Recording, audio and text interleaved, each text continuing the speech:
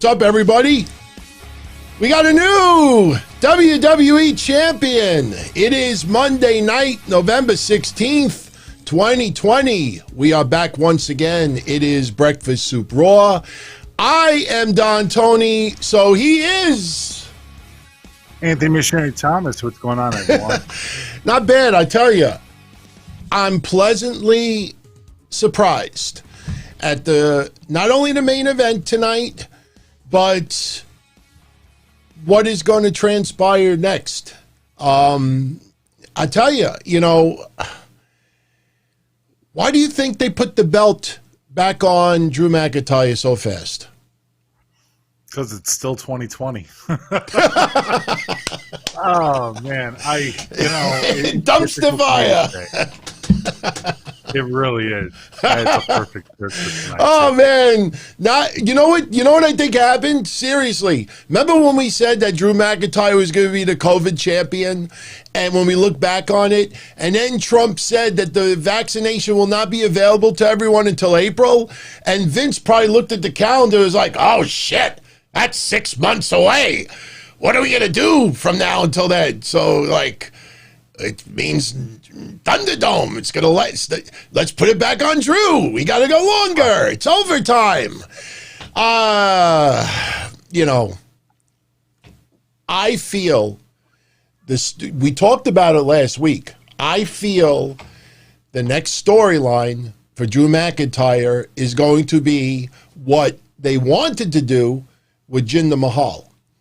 And I'll tell you the truth. I know WWE is not going to take many ideas from AEW, but I think that WWE, seeing the success of a personal, deep, emotional storyline like Roman Reigns and the Usos and family. If you go to AEW, the emotional storyline with Jon Moxley and Eddie Kingston, which was obviously a different type of feud, but reality, emotions based on real, things going on. I think WWE is starting to get that bug bit. And I think once they saw the success with, because what we said, you could see it already. You could see that WWE suddenly stopped The Fiend coming out to interfere with Randy Orton. The last 2 weeks, suddenly The Fiend, he's not interested in Randy Orton anymore. Right. And I think WWE, from seeing the Roman Uso storyline and even the Eddie Kingston Moxley storyline, they decided, you know what? Let's do what we originally wanted to do with Drew McIntyre and Jinder Mahal. And that's two people, but with Sheamus, it goes even further back. And when I mean further back, it goes much, much further.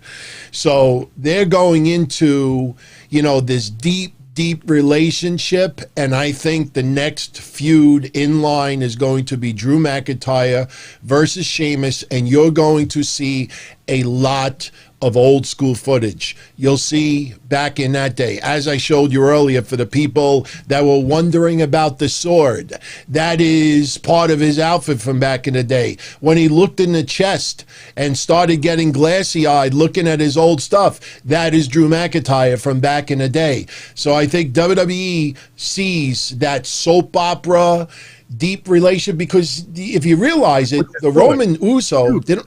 Good. No, I'm saying that's actually a good thing. I mean, God forbid that WWE actually goes into the depths of these personalities of these characters that they've been building for so long and pulls a storyline out of it.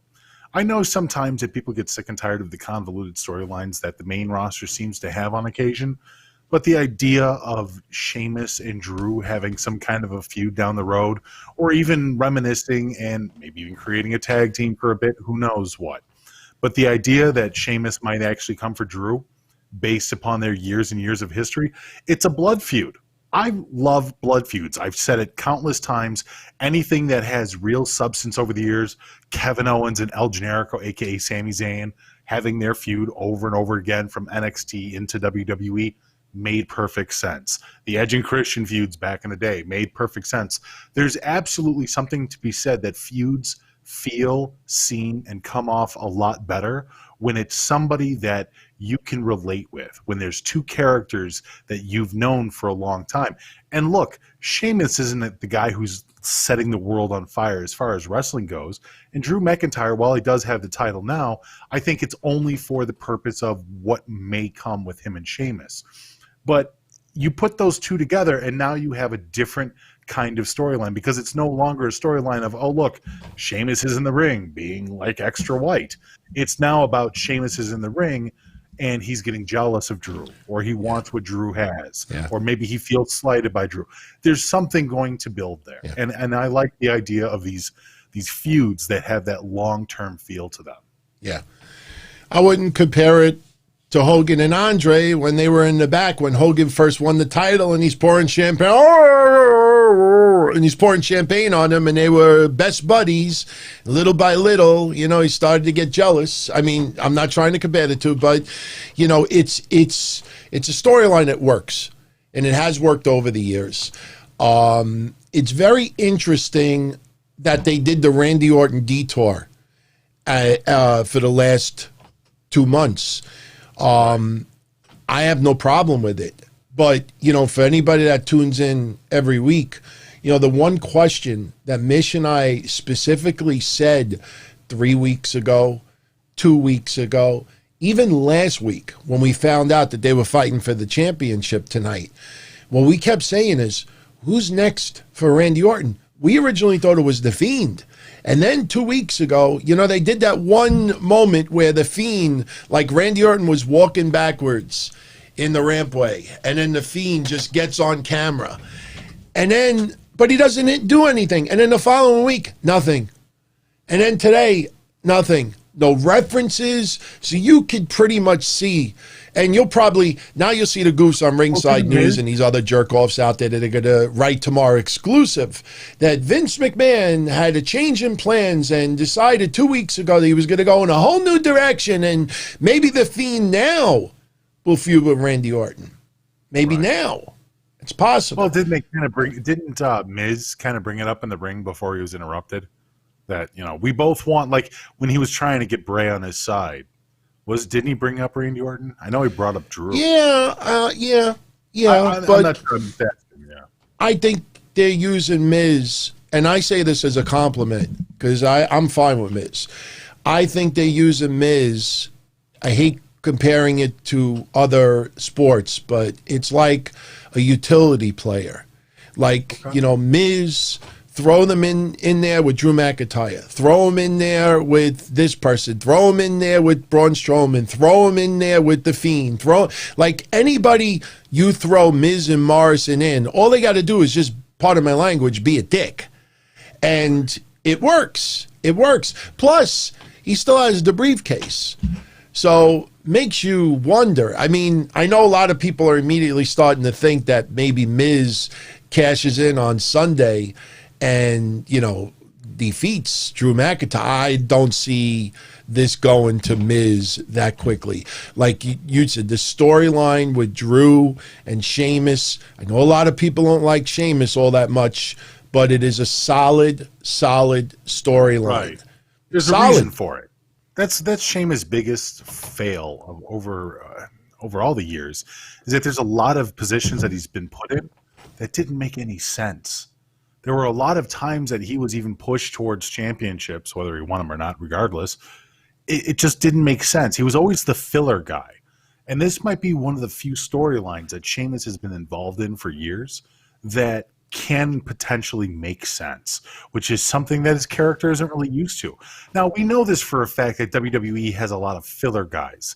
There's a lot of guys on the roster that just happen to go out there and have exhibition matches with so-and-so and so-and-so.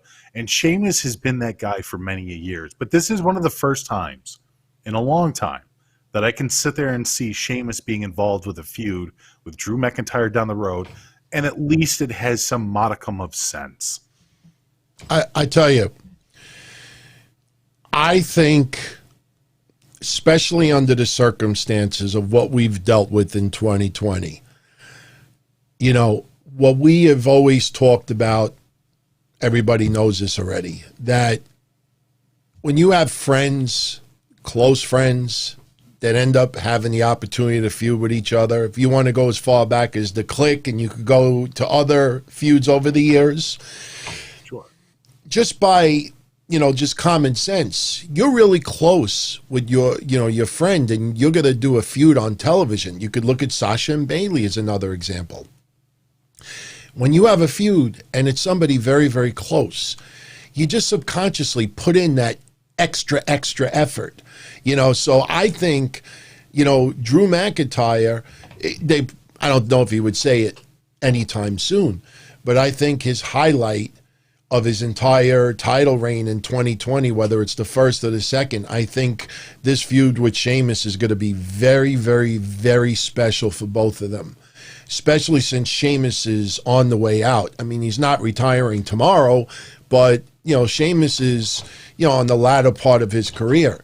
So this is something I think very important for both of them. And I think that they're going to knock it out of the park. I'm willing. Look, I'm not one of these people that are just going to, do you want cheese with that wine? Like, I'm not going to whine about it. This is the product that is presented. If you don't like it, don't watch it. I'm willing to give it a shot. And I have a feeling it's going to be very good. But, I mean, we can't ignore the fact Sheamus has had a history of being boring. Of course. Right. Yeah. I mean, there's no doubt. There's no doubt. I'm hoping that he can pull something out of this, especially since it's his real-life friend. I'm hoping they can do something unique with this. I really do. Yeah. Shout out to Cleric of Chaos, by the way, and everybody tuning in live. I appreciate everybody who is hanging out with us tonight, even after the fact. I brought this up on Friday, and I want to bring it up again, and I'll do this for multiple episodes, but little change on our YouTube channel.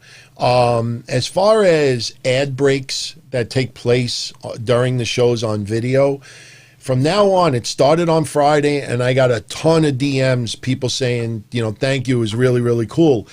As far as ads go, you're only going to see a commercial at the very beginning of the show and the very end of the show.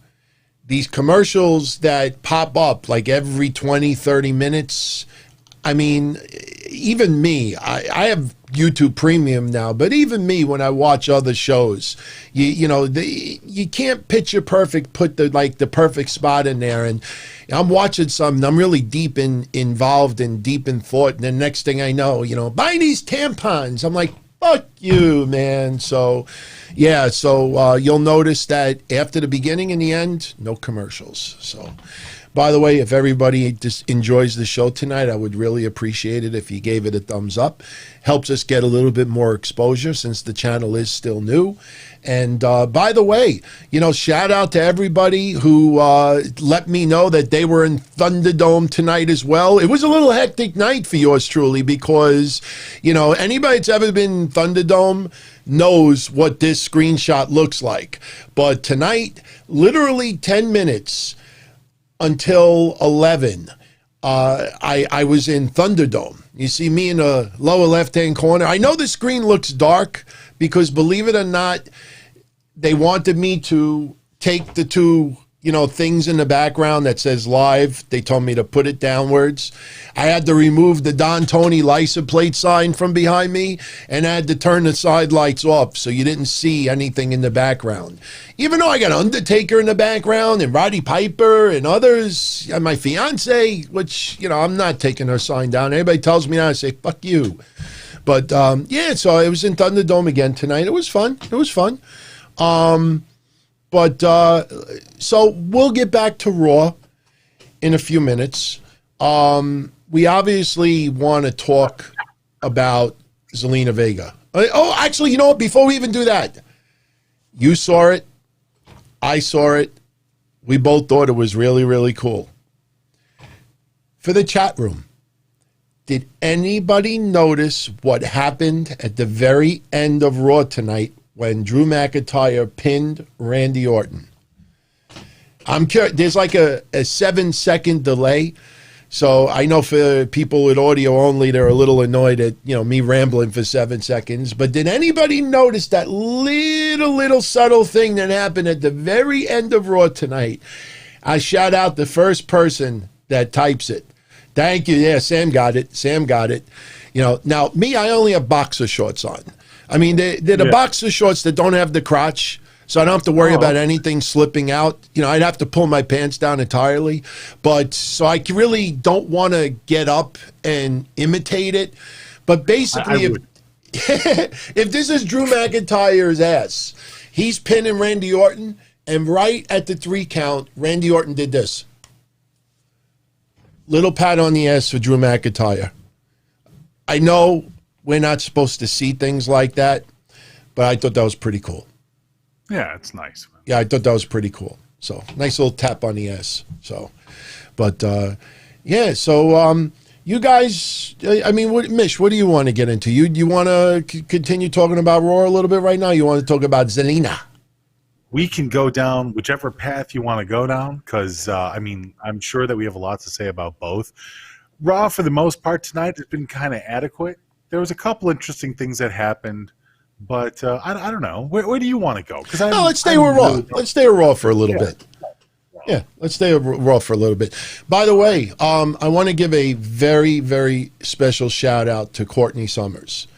Courtney is, first time, long time as far as Patreon goes. I know a lot of you have seen her, chat with us on YouTube, on Patreon, on Twitter.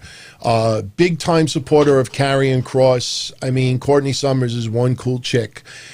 I don't want to say what is going on because she told me there's something going on with her. And all I could say is for any of you out there, even if you don't know her, you keep her in your prayers. Seriously, because she is got a big fight going on right now, and I don't mean in the boxing ring. So, she asked me to please keep the details private, but I just wanted to give her a special shout out because to me, she is like a sister from another mister.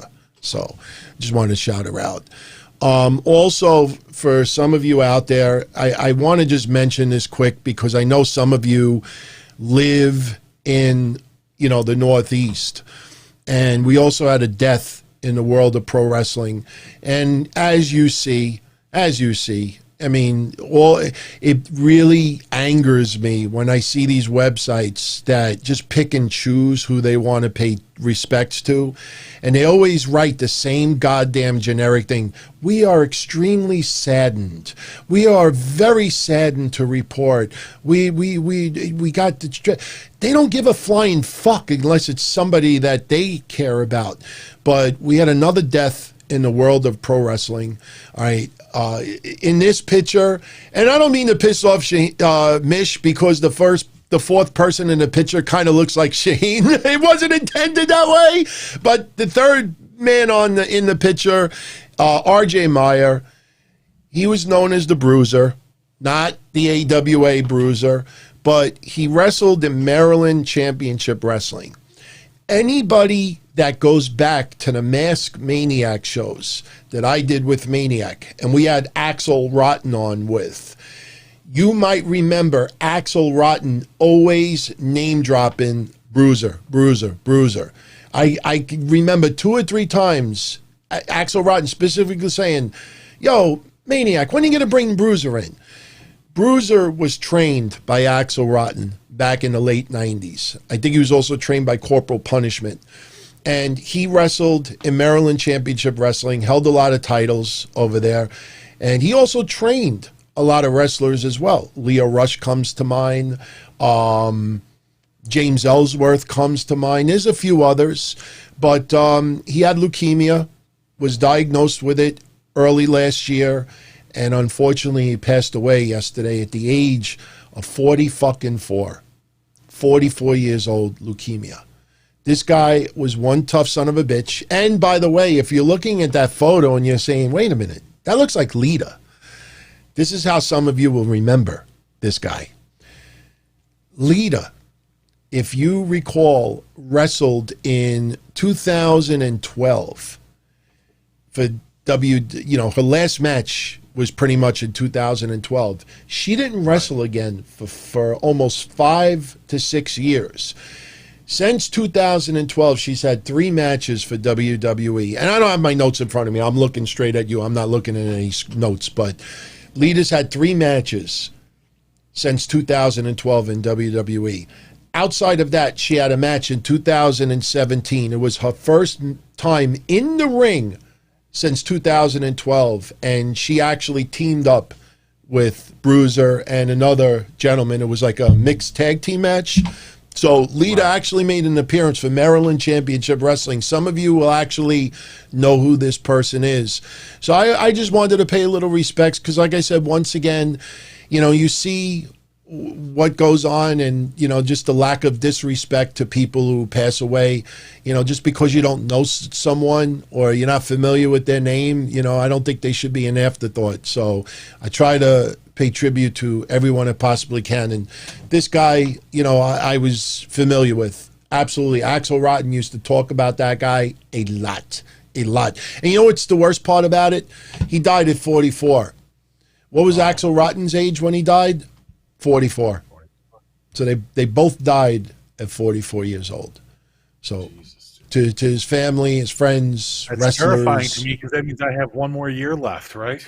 Oh, don't say that, man. Seriously. I know. I mean, I joke on my shows like, tomorrow's not guaranteed for any of us out there, but please, I do not want to get that creeped out feeling, a year or two from now. Believe me, you're going to outlive everybody, man. We're assholes. Assholes. How many times have you read a tweet? Why do they take the good people so young and they leave the assholes on this earth till like 100 years old? We're going to be 100 years old and we're going to be like, did you see Roman Reigns' grandson in the ring today? We'll have some neurological disease that I'll be like. Jesus. You're talking about me. Jeez. Yeah, no, I'm oh, that's cold. Oh, it's amazing how young. I got boxer shorts on. My nuts are all wet and cold right now. Oh, man. It's club soda, everybody. It's not regular soda. It's all good. It's all good. I got to do the curly thing for a second. So rest in peace, Bruiser. Rest in peace. No, it's not fizzing anymore. It's cold, but it's okay. It's all right. It woke me up a little bit. So, but by the way, before we get back to Raw, we could blow this out of the way right now. She's off the market, everybody. I mean, none of us had a shot with her anyway. But I had $400. What are you talking about? I tell you, man, I wonder how that person feels right now.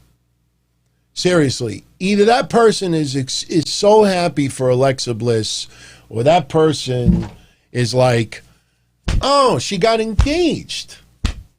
That's really nice. I want to congratulate her, No, DT, he's already moved on to Paige or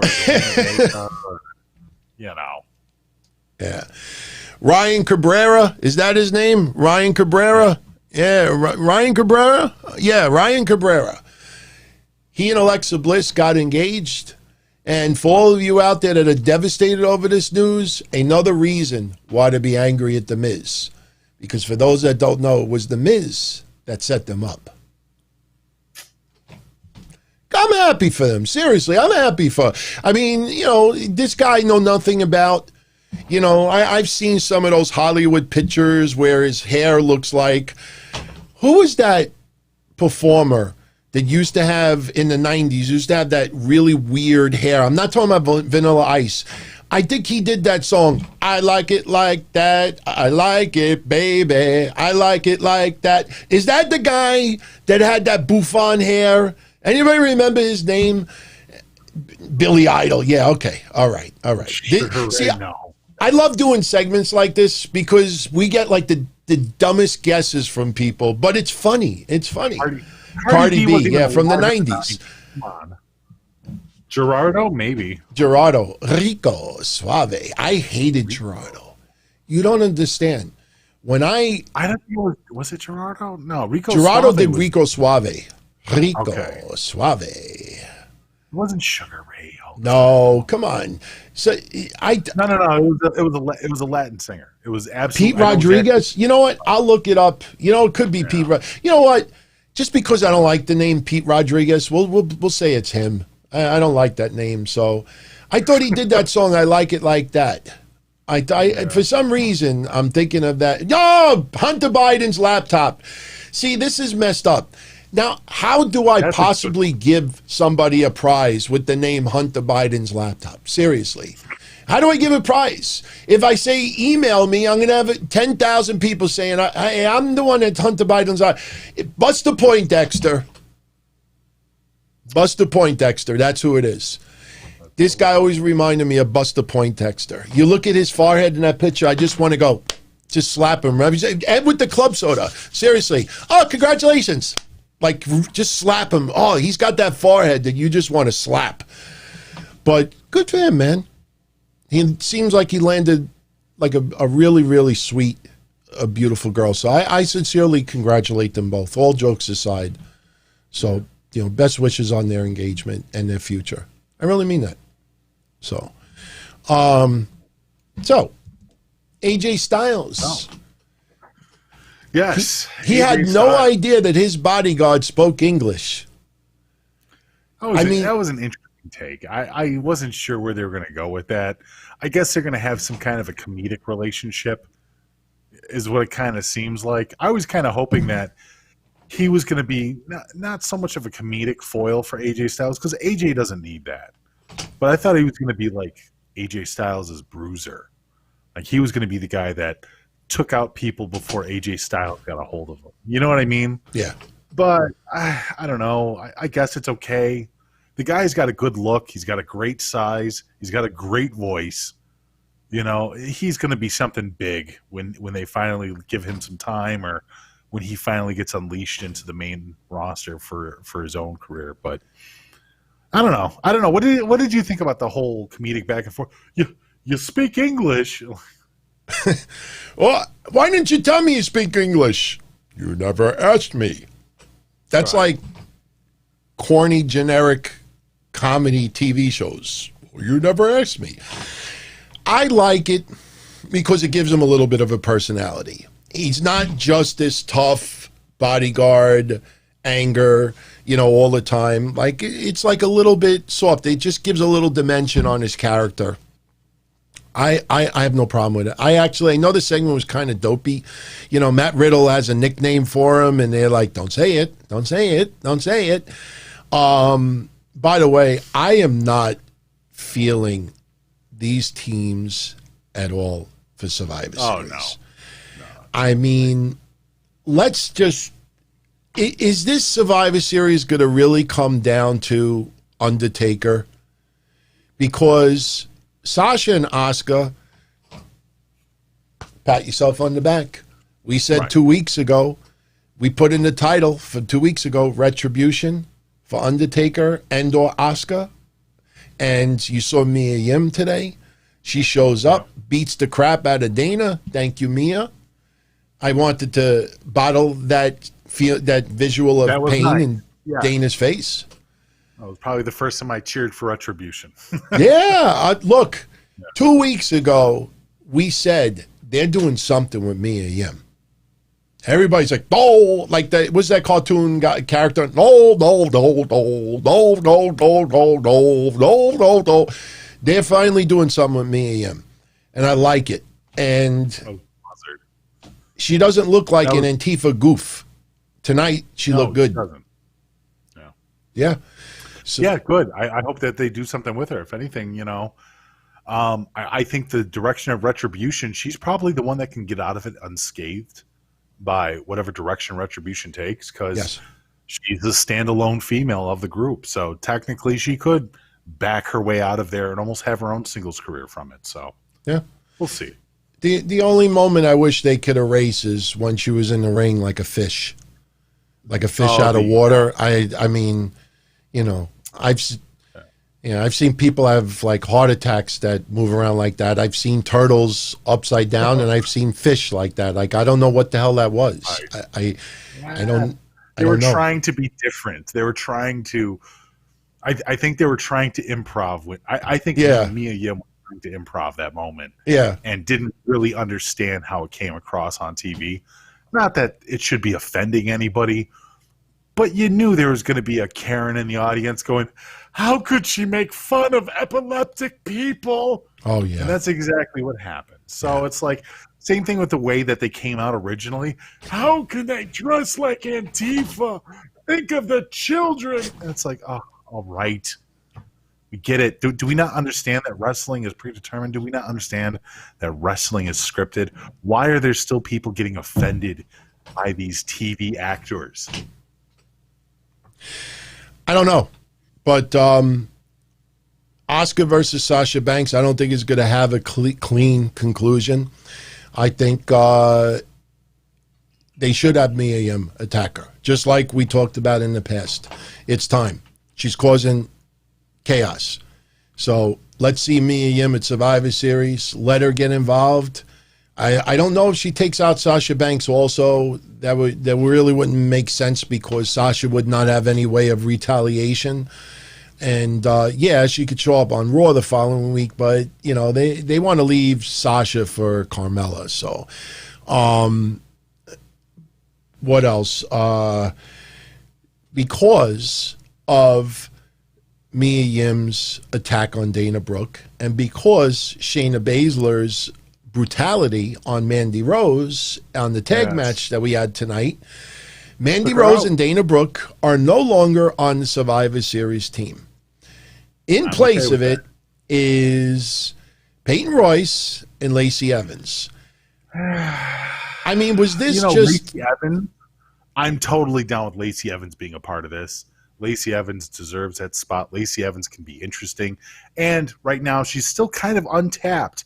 Even though this girl has been in the main event multiple times and has kind of been known, I still feel like we don't have enough Lacey Evans to really properly judge what she can do in the ring on her own. She always felt like she was kind of entangled in somebody else's storyline. So maybe this is an opportunity for Lacey Evans to kind of stand on her own.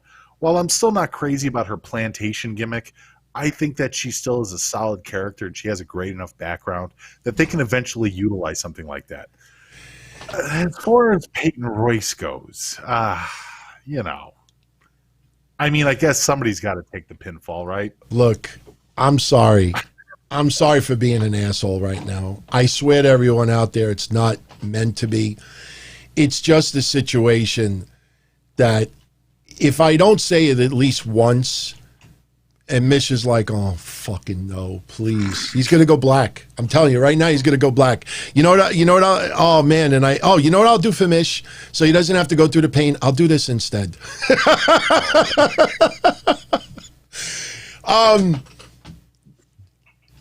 You have Peyton Royce and Billie Kay break up.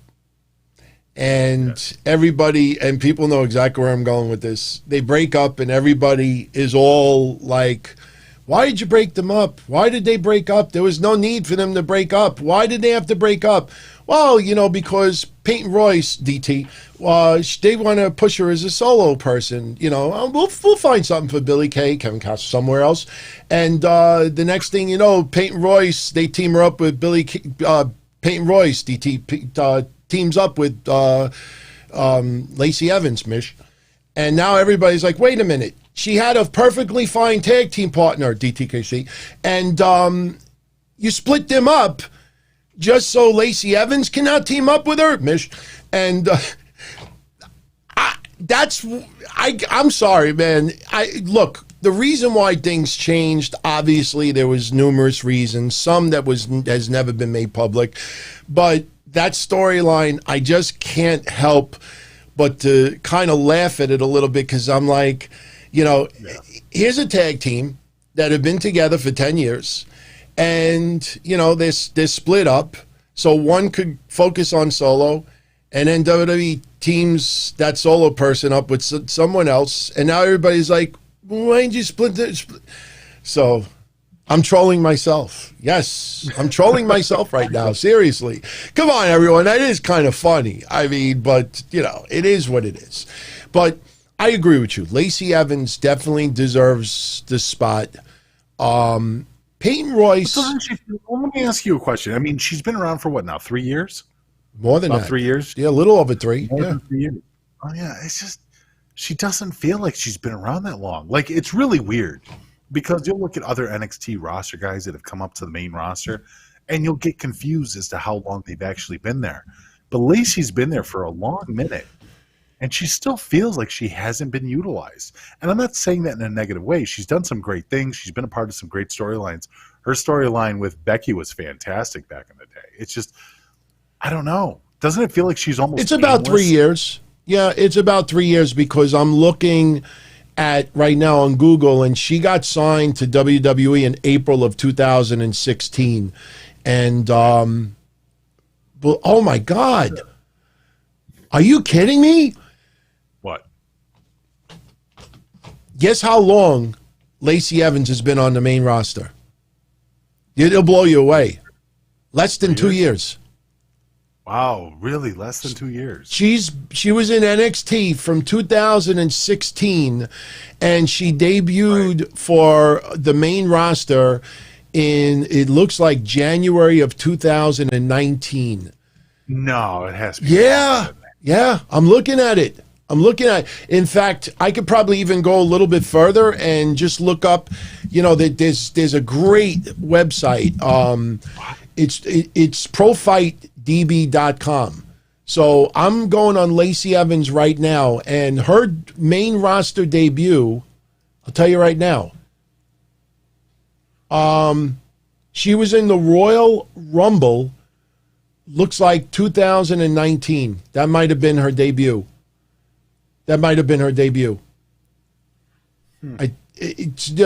Chat, just try to confirm that for me, because it looks like, actually, you know what? No, I got it right here. I definitely have it right here. She was in NXT for all of 2018. She made her WWE main roster debut. She did one episode of Main Event, January 7, 2019, where she lost to Natty. Her official debut on the main roster was the Royal Rumble of 2019. She was in the Royal Rumble. Her Raw debut was April of 2019 against Natty. So she's only a year and a half on the main roster. Wow. That's crazy. Jeez. Doesn't it feel a lot longer than that? Yeah, it does. It does. I guess it's been a busy 2 years, huh? Oh, my God. I mean, let's write off 2020 because of COVID. So you mean to tell me from April until December of last year, they did all of that to Lacey Evans with the Baron Corbin and the members she refereed, and right. Oh my God, she deserves this. She deserves a Survivor Series spot without a doubt. I mean, right? No, but I just, she seems like she should be such more of a pivotal character. I mean, you look at the back and forth that we had with Bayley and Sasha for this long minute, and you look at some of the weak matches and the weak opponents that they're trying to build up on Raw and SmackDown, just both main rosters in general. Right. And then you look at Lacey Evans, and I know she's been out for a minute, but you think to yourself, it's like, man, why isn't this girl, why isn't she a lot more pivotal in that main event situation? Why are people preferring to watch Dana Brooke and Peyton Royce, and no offense to Lana, but Lana, over Lacey Evans? I don't understand that, you know? I would rather see matches with Asuka versus Lacey Evans. I would rather see matches with, you know, Shayna and Lacey Evans, you know? So, I don't know. It's just me, though, I guess. I think the Southern Belle gimmick, they have to do it because they're trying to stay away from politics as much as possible. I mean, if you noticed this year, and I wonder if anybody really noticed this, did anybody really see any big campaigns from WWE, not Republican or Democratic, but just in general? Do you see any push this year really, really hard on TV for WWE telling everyone to vote? No, which is surprising. You're right. Usually they have their whole SmackDown the Vote or some variant of it. Sure. It's really wild, especially considering that Linda was part of the office, part of the cabinet. That, yeah, WWE really didn't push that line this year. Yeah. There's a lot of things. I mean, even tonight, think about it tonight. You and I said this a week ago. You would think it would have changed tonight. Yes, the main event had a very surprising, and we liked the outcome. But the one thing, and I'm sorry if we're repeating what we said a week ago, and I'm sorry for everyone in advance that I repeat something that I said Friday, but everybody out there is, the right people are giving me props for nailing it spot on before anyone else. But what you and I said last Monday was the number one thing that WWE is totally fucked up this year with Survivor Series is there's been virtually no confrontations. What Retribution did to SmackDown early in the year, when they were cutting the rope, I wouldn't say, to go that far with a chainsaw, but as I said last week, it wasn't that long ago when Kurt Angle's on the walkie-talkie, it's on, they're here, get security. I mean, this feels like a professional Survivor Series. Like last year, the year before, 2 years, 3 years, 4 years before that, like it was like street thugs. Let's show up and let's cause chaos. Is it possible, Mish? Is it possible that the reason why WWE did not have extreme chaos like that the last couple of weeks is because they want to keep the chaos attached to Retribution? Because if everybody is showing up causing chaos, then nobody is showing up causing chaos. Maybe. I mean, that's some psychological level booking right there, DT. I don't know if I would actually give WWE that much credit on there, but you might be right. There might be some underlying reason why the rest of the matches have seemed a little bit more uniform than they have in the past.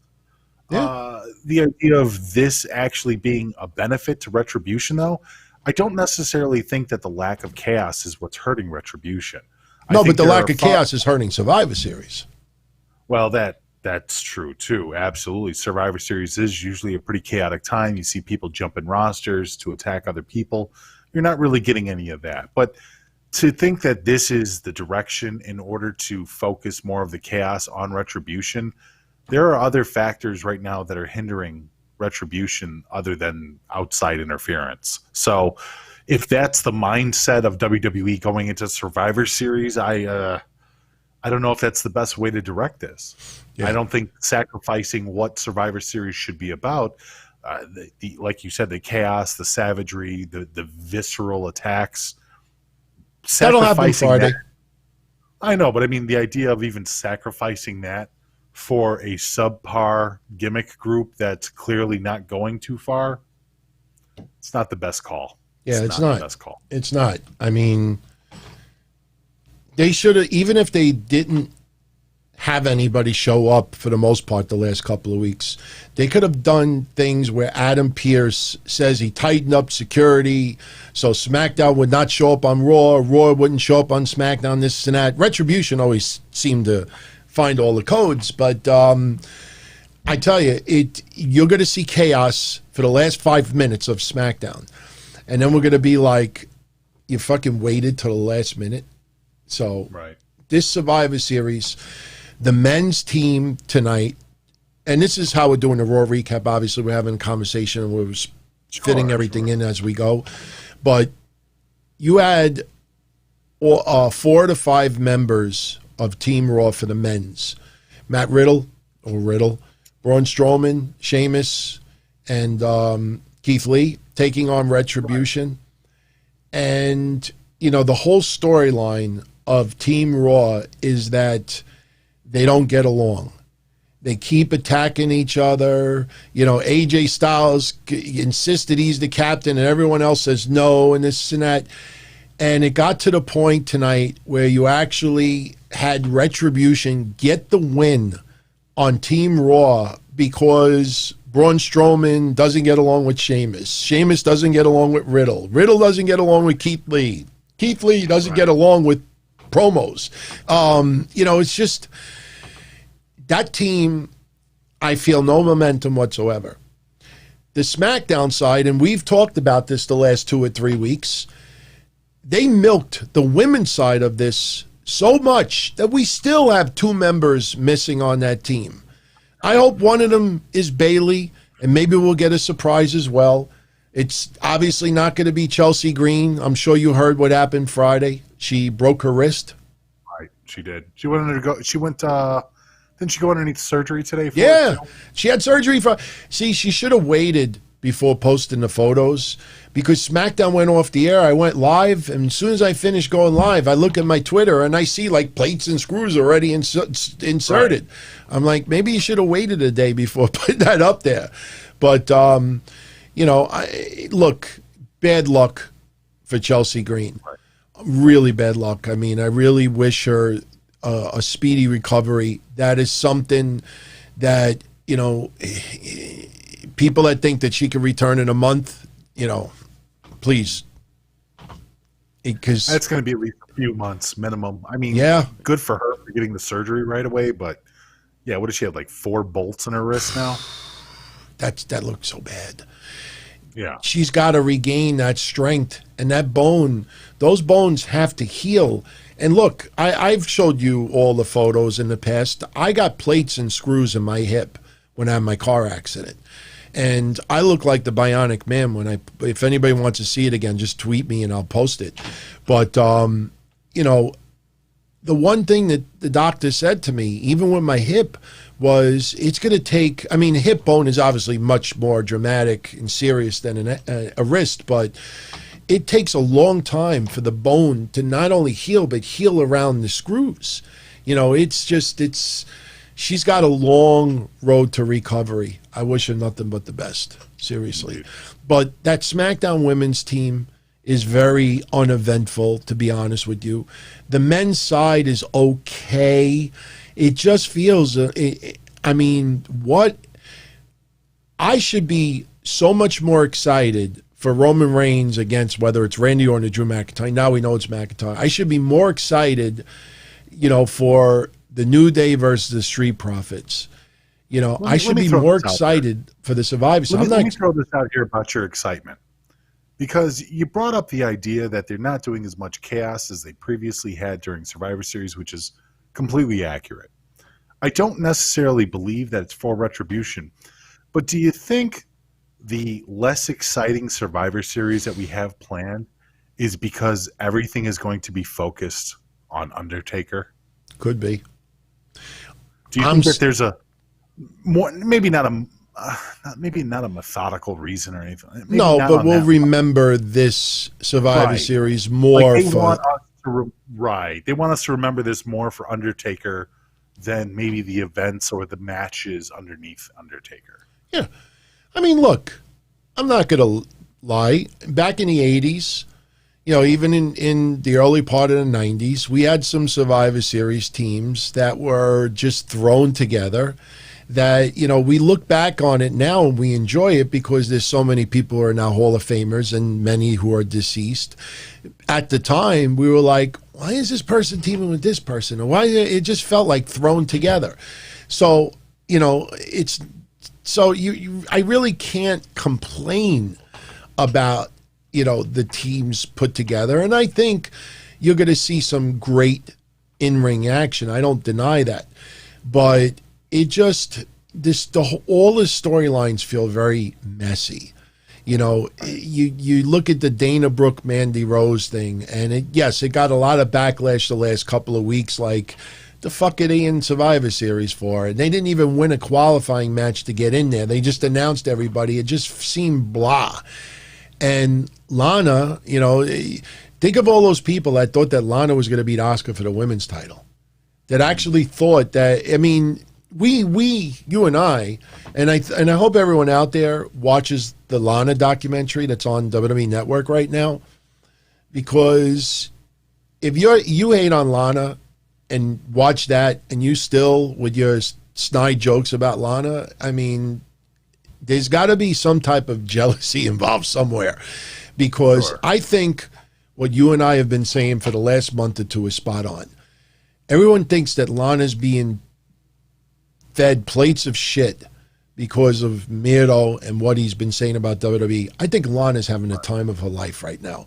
I know I've said that many times in the past, but I think Lana and WWE have realized, like, look, I'm never going to be this polished, phenomenal wrestler in the ring.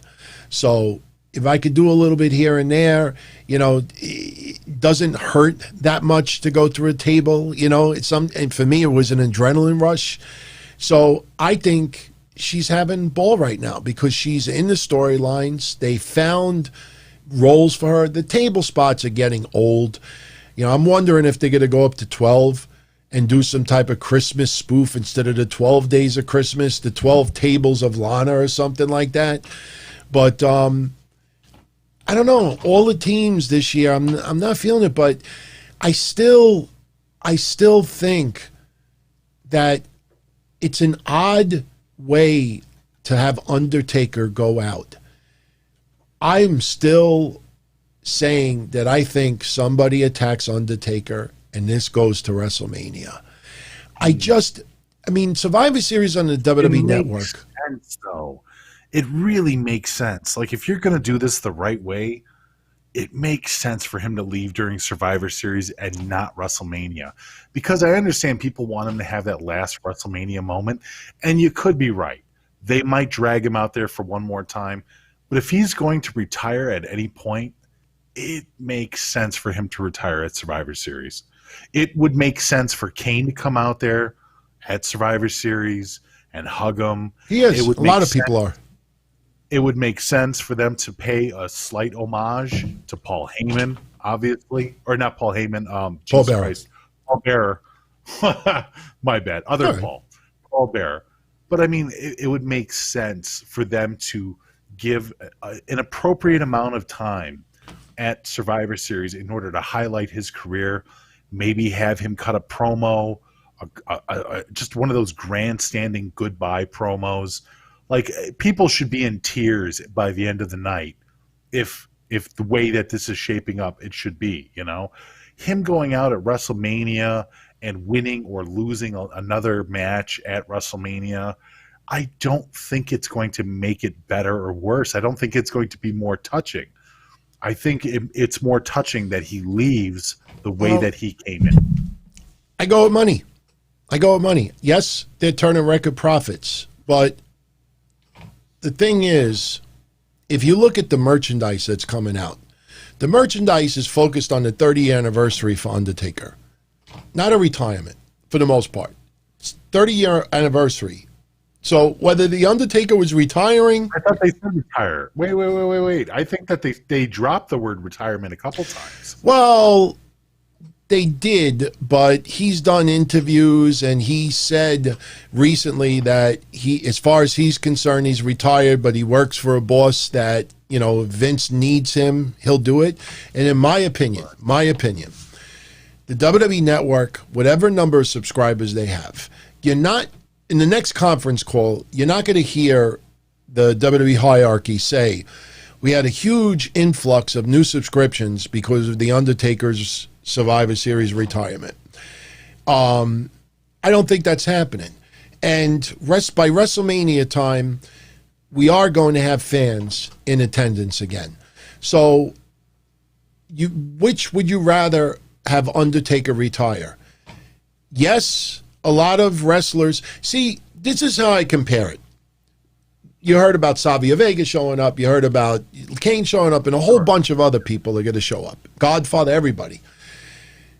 But what I think is going to happen, seriously, is, and I'll be quick with this because I know we got other things to talk about, but this is how I look at it. I think, which way do you want the most dedicated, loyal person to Vince McMahon for the last 30 years? Which would you have him go out? The anniversary of a pay-per-view, all right, in front of LED screens where the chants and the cheers are all soundboard. I'm not going to play soundboard now, but all soundboard buttons. Or do you wait 5 months and you do it at WrestleMania, even if you have 20,000 fans there and you have live crowd, live energy, You have him there. You sell merchandise. Plus, it's the grandest stage of all. They can make crazy, crazy bank from this. If you look at the merchandise is focused around the 30th anniversary of Undertaker. Honestly, Here's where you're not wrong. Here's the interesting idea about that. I don't think necessarily the merchandise, like you're talking about the merchandise being a big thing. I think the Undertaker retiring at WrestleMania would be the way that you would get people to get over their COVID fear and attend an event. Right. This is how I think people would brave the element, brave everything that's going on. We don't know where we're going to be in 5 months, but assuming everything's going the direction that it is, we're still going to be wearing masks. People are still going to be afraid. People are still going to be out of jobs. But I think if they do hold this as a live event, even like what they were doing at the Performance Center, I think people would make their way in order to see Undertaker. Nothing replaces the live tears, the live like this, the live yelling, the chants, the claps, the yelling, the cheers. Nothing replaces that. If Undertaker is truly going to walk down into the sunset, you want that last, feeling, that last noise to be real fans, not a soundboard. I compare this to Ric Flair after Raw back in the day. I don't remember what date it was, but a lot of everybody will remember it. After Raw went off the air, and I know it's on the DVD and everything, but when Raw went off the air one time, they did this gigantic tribute to Ric Flair. I'm not talking about the retirement when he was after his match with Michaels, but they did this whole celebration after Raw. And I remember covering it, and we were like, shit, never got a chance to see it. But that always felt like WWE's way of saying, okay, here's the celebration.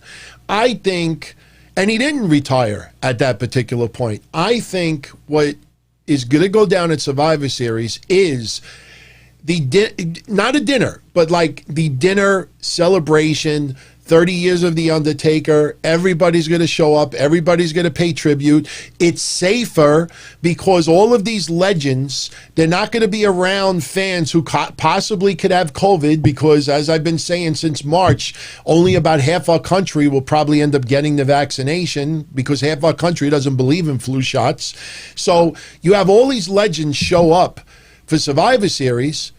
They don't have to worry about fans there with COVID. The risk is not there. So you do the ceremony now, you do the tributes now, you do all the speeches now, the hugging, everything else. And then he walks out into the sunset at WrestleMania in front of a live crowd. That's how I look at it. So we'll know. By this time next week, we will know. So, and speaking of COVID, everyone, I don't think this is a big story, but I know a lot of websites. I even saw people doing podcast episodes about it. Nia Jax posted this. We got news about that first vaccine being 90% effective. And we got also news today from, I think, Moderna or whatever that company is, that they're 95 or 96% effective. And basically what Nia Jax said is, God made my immune system.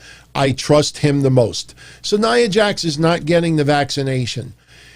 I don't think it's big news, but, as I've been saying since March, expect a lot of people to not get the vaccination. Not everybody believes in vaccines. So when you see this post from Nia Jax, well, that's a little too small. When you see this post, it's not a big story, everyone. There's going to be a lot of other people that are going to follow that as well. So, but we'll see what happens. Yeah, it is kind of a big deal because, the preferences of tying in religion to this is another. It's just as bad as politics. I didn't look at his religion. God made dirt don't hurt. Yeah. Stop it. I didn't look at it as a religious thing. I just looked at it that, look, God made me what I am, and, God didn't make a vaccine. It's a joke. I often don't get to tell Christian jokes, but there's a Christian joke. Yeah, I guess. How it goes is, so there's a flood, right? And the flood takes out the entire city, and everything is underwater. God didn't make furniture? No. Everything is underwater, and there's a lady there, and there's police that come by, and they tell her, look, there's a flood coming, come with us, be safe. And she's like, no, my God will take care of me. Yeah. And so the flood comes, wipes everything out in the city. She goes into the building. There's people that come by in a boat, and they're like, jump on the boat. We'll take you to safety. And she's like, no, God will take care of me. And so the floods get higher and higher, and she's eventually standing on the top of her building. She's on the roof of her building. And there's a helicopter that flies by and says, get in. We're going to take you to safety. And she's like, no, my God will take care of me. And so she drowns, and she dies. And she goes up to heaven, and she's like, God, why didn't you take care of me? He's like, I sent you people, I sent you a boat, I sent you a helicopter. What the more fuck do you want? We did not plan in advance to talk about Nia Jax and COVID, everyone. So that's fabulous, man. That was awesome. Because we don't prepare in advance, everybody. But we did prepare about one thing, and that's about Zelina Vega. I guess let's finish up Raw, because we've talked about a lot of it already. And then we'll get into Zelina Vega a little bit. We'll fill out a couple of other things, and we'll get out of here. Definitely under 2 hours today. So, so we talked about McIntyre and Orton again. And by the way, as far as McIntyre and Orton, Ken Terminated by DQ says, when McIntyre suplexed Orton on the broadcasting table, did we hear the uncensored goddamn? Yeah. I'm telling you, man, the New Day versus Shelton and Cedric, with the exception of the 2 tope suicidas, the suicide dives that Cedric did, you put that aside, they had a kick-ass title match tonight. And Drew McIntyre versus Randy Orton had a kick-ass title match tonight. I mean, you can't complain about either one. I honestly, if you would have gave me this match we had tonight with Randy and Drew as a main event or a semi-main event on a regular pay-per-view, I would have said I got my money's worth. I thought it was physical. I thought it told a great story. And the greatest thing about it all is nobody interfered. Nobody interfered. I enjoyed it. I don't know if there's anything you really want to add as far as, the main event tonight. They tried to set up a little teaser earlier with Miz, saying that, he could cash in and, he could bank on Miz and this and that. I mean, he's got the briefcase, and they want to keep that hovered over the possibility. Like Otis, I look back on it now, and I understand why they took it off of him. Like Otis walking down with the briefcase, like there's no live fans there, and there's no abrupt cheers. If he cashes in and wins a title somewhere. He is a crowd guy. That's something that even Joe said too back in the day.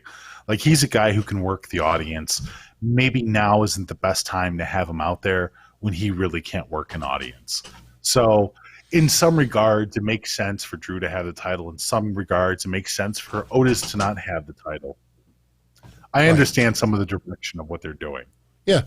So, Miz, even if Miz were to cash in and win a title, which I don't think is going to happen, but even if it did, because he's a heel, that silence, it's not a big deal. You'll see there's a huge difference of Miz winning in front of LED screens and everybody in the background going like this, and then Otis winning, and then you got to hope that everybody in the background goes like this, or like, if you look at Thunderdome, I've been on Thunderdome 4 times already.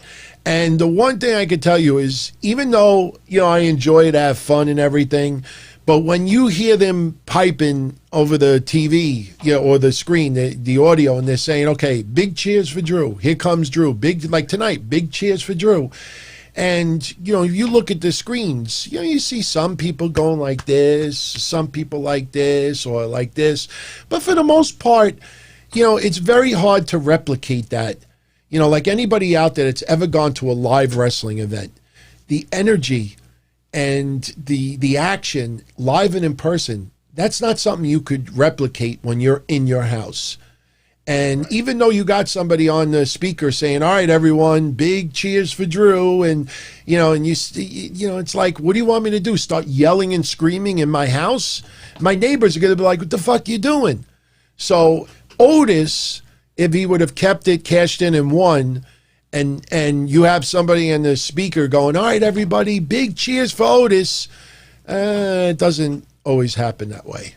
Right. You know, so Miz, he's a troll. He trolls. That's what Miz and Morrison are. They're trolls. They're troll people. That's their role. So their role is to troll. Did you get a chance to check out Miz and Mrs. this week? Their debut? No, I haven't seen it yet. No. I haven't seen it. Not bad. It's so funny as ever. I mean, it was basically an episode about Zack Ryder being an asshole and Miz calling him out for spending $10,000 on a Kamala toy. Yeah.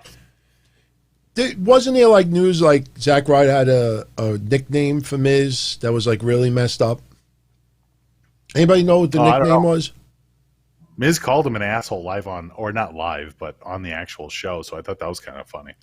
You know, look, God bless. He's like, you spent $10,000 for a Kamala action figure with the moon belly variant.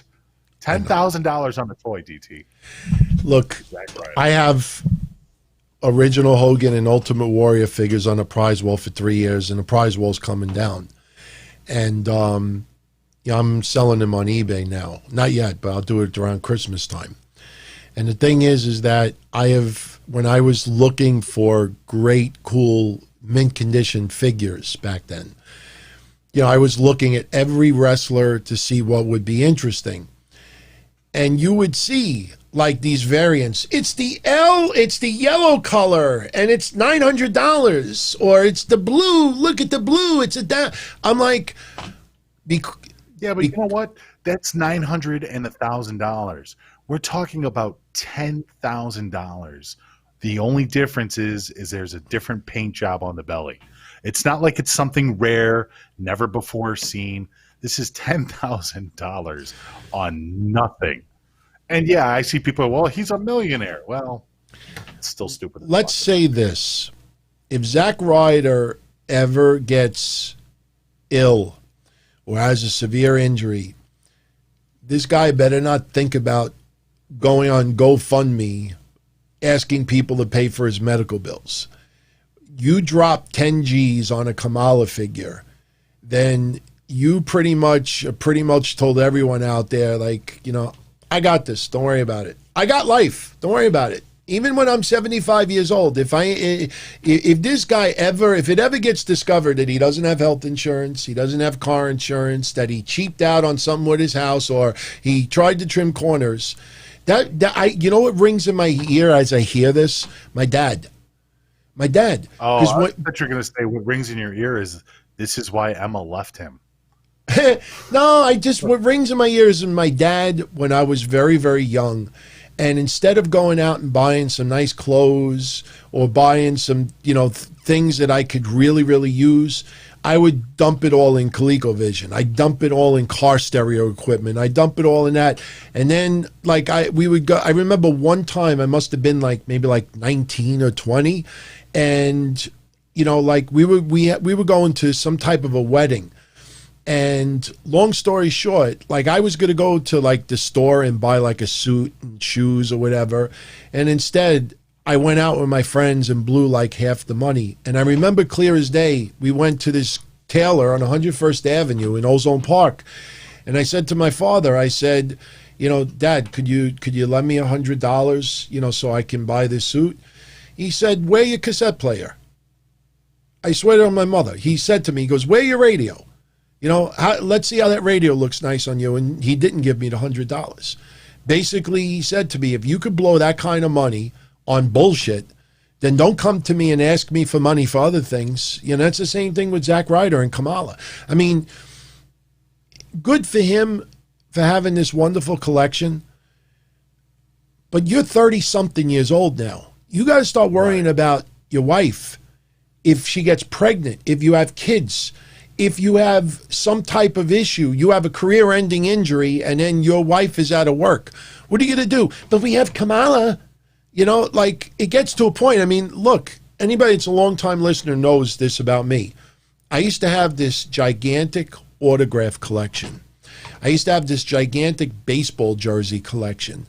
And when I had the opportunity about 15, 16 years ago to go out and buy the 1991 Lincoln Mark 7 that I always wanted as a kid, like, I looked at my autographs, I looked at my baseball jersey collection, and then I looked at the computer screen of the car. And I'm like, I can't drive to Pennsylvania with my jersey. And I put all my jerseys on eBay. I put all my autographs on eBay, and I took the money and I bought the car, and I still have it to this day. Zack Ryder, good for that collection. But if you're not a multi-millionaire, you know, I guarantee you within the next 5 to 10 years, you all may not, I may not even be alive by then, but all of you will remember this. Within 5 to 10 years from now, you will see online somewhere that Zack Ryder is decided, you know, let another fan enjoy this collection. And he's going to say something passionate like, you know, let's have someone, you know, and he's going to put everything up for sale because he's going to realize, you know, honey, the mortgage payment is due. Well, you know, maybe I could get 5 more appearances from Cody. You know, hey, they got me with Lacey Evans, you know, they got me with this person, or, you know, oh, I broke my wrist. Now I can't wrestle for a year. And what am I going to do? What is he doing right now? So guarantee he's going to sell that stuff. And seriously, when you sell it, I'll show my stomach. When you sell it, Zack Ryder, I will buy one of those figures if you say, when you realize that you need the money. I want to hear you'd say to everybody, look, everybody, you know, I got bills and I got expenses, and,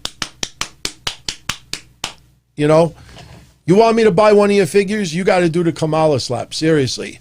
I have to pay the rent. Seriously. You know? Whoa, whoa, whoa. Dick.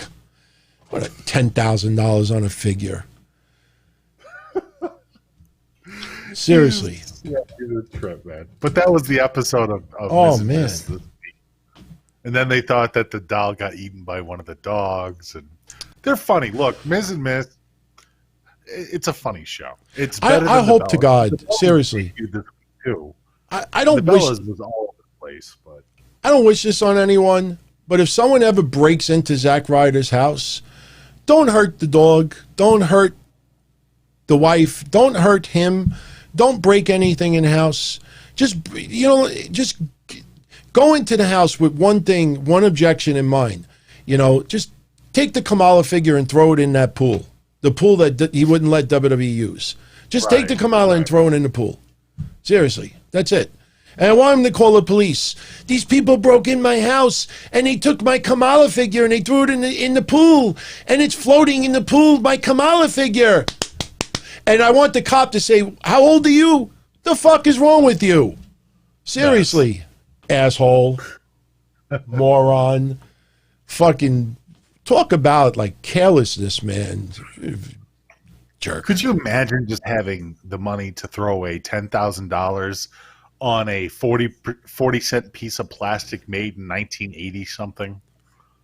I don't know. You know what? I hope to God that Chelsea Green says to him, like, you know, not for nothing, but you could have taken that money and made my ring a little bit bigger, my diamond a little bit bigger. You know, you put that, you show that ring, and it's, you know, you need a little bit of a, you know, could have been a little bit bigger, but no. So anyway, what else we got today? Oh, I think everybody figured this out very quickly. We got a 6-woman tag match tonight. Shayna Baszler, Nia Jax and Lana versus Asuka, Dana Brooke, and Mandy Rose. Before the match, Shayna and Nia says to Lana, don't tag in. So you know what's going to happen. She's going to tag in. She's going to get choked out by Asuka. They lose, they put it through a table. That's pretty much what the match was. But at one point, I mean, you had Shayna Baszler. I mean, they decided to take Mandy Rose and Dana out of the match. So Shayna Baszler, you know, injures Mandy Rose's shoulder, and they go to commercial. They come back. Mandy Rose is gone. They have the match. After the match is over, you know, Mia Yim attacks Dana Brooke in the back, and she's out of there. So now we got, as we said before, Lacey Evans and Peyton Royce, and we'll see where it goes from here. We'll see where it goes from here. Let's see, a couple of questions. Neil Ray, Miz cashes in, later Morrison turns on him. You think Morrison is going to turn on Miz anytime soon? I don't feel it. If he gets if he gets the title, not too soon, but if it takes him a while to get that title, like if he loses the Money in the Bank contract, like if he cashes it in and loses for some reason, I think then the next time that Miz actually gets a shot at the title or even gets the title, I think Morrison will absolutely turn on him. But I don't know. I don't know how soon in the cards that is. Yeah. Because right now they're working well together. They play off of each other once again. You know, it's just – but I don't know. I can't see it right away. Yeah. I like the Firefly Funhouse segment where they had the Miz Funko Pop, and which puppet was it that knocked it off? Was it Huskus the pig or was it Ramblin' Rabbit? I think it was Ramblin' Rabbit knocked it off. Anybody remember which puppet it was? But let me tell you something, man. Alexa Bliss, you know, we've been complimenting how great she has been in this role with Bray Wyatt, but she nailed it today again. I mean, even with her fake laughing in the funhouse, it was perfect. We'll talk about the dumb Scottish dog, and I say that in storyline, not personal, with Nikki Cross. Right. Once again, you know, the dumb dog, you know, like enters the house. How many times am I going to kick you? You keep coming in with wagging your tail. Then when are you going to get the fucking picture? I broke your bowl. You know? I mean, do they have anything for Nikki Cross? Do you think they have anything for Nikki Cross? No, she's just a prop. It's almost like her coming out there and trying to convince Alexa Bliss is the storyline for her. Being the simp. She is literally the best friend. That's what she is. She's the annoying ex-best friend. I mean... Right. Well, yeah, but she's going to keep taking it. That's the thing. I wouldn't be surprised if down the road, Nikki Cross tries to emulate Alexa Bliss just so she can stay friends with her. Like she's going to be the next member of the Wyatt whatever. I wouldn't doubt it. That's interesting. Bray Wyatt with a pair of babes. That's interesting. That's interesting. I like Nikki Cross. She's not bad in the ring, but you could easily say, and look, with all due respect to Mandy Rose, I have nothing against Mandy Rose. I like Mandy Rose. But outside of Sonya Deville and Otis, they don't know what to do with her. They really don't. I mean, even Liv Morgan, they're trying to redo, you know, the Riot Squad thing and everything. But you remember, she's in the bathtub, you know, and we thought she was going to cut all her hair off and do this dramatic, and it went nowhere. And Nikki Cross, I mean, again, I hate using this analogy because some people are, you know, and I'm a huge animal lover as well, but the only way I could describe it is this way. You know, you have a dog and, you know, you mentally reject the dog. The dog wants to play, get the fuck out of here. You know, the dog is wagging his tail. You put him outside, you close the door. Everybody's eating Thanksgiving dinner and you look at the door by the kitchen and all you see is like dog nose against the door and you see all this steam building up. It's like, and the dog just wants a little piece of turkey and fuck out of here. And then the dog gets in the house and he's got his bowl in his mouth, and that's like Nikki Cross's mug. And look, and you break the bowl. You like, when is the dog? But no matter what you do, the dog keeps coming back, wagging its tail. That one just wants to be loved. Nikki Cross, I mean, I can't even think of ex-girlfriends who are that stupid. You know, like she just, you know, like I just said in the chat, she just doesn't have an identity without Bliss. And I mean, people remember her back with Killian. People remember her back with Sanity. But it's almost like we don't even count any of that. Like, the only reason Nikki Cross exists was because of her team or her friendship with Alexa Bliss. And while that's kind of short-sighted thinking, that's the story they've been telling us for the last few weeks. This is all on WWE. Yeah, oh no, it's totally WWE. All WWE. They don't know what the fuck to do with her. Right. No, she's just, that's what she is. She has no identity without Bliss. So these storylines of her chasing Bliss and saying, that man's, he's no goods for you, like, that's going to keep continuing until they can figure out something to do. And if they don't figure out something to do, it's either going to end up with Bliss being a part of the Bray Wyatt Bliss team, whatever the hell that is, three-way, or she's going to get left behind after Bliss makes an example out of Nikki one day. You think there's any chance they end up releasing Nikki Cross soon?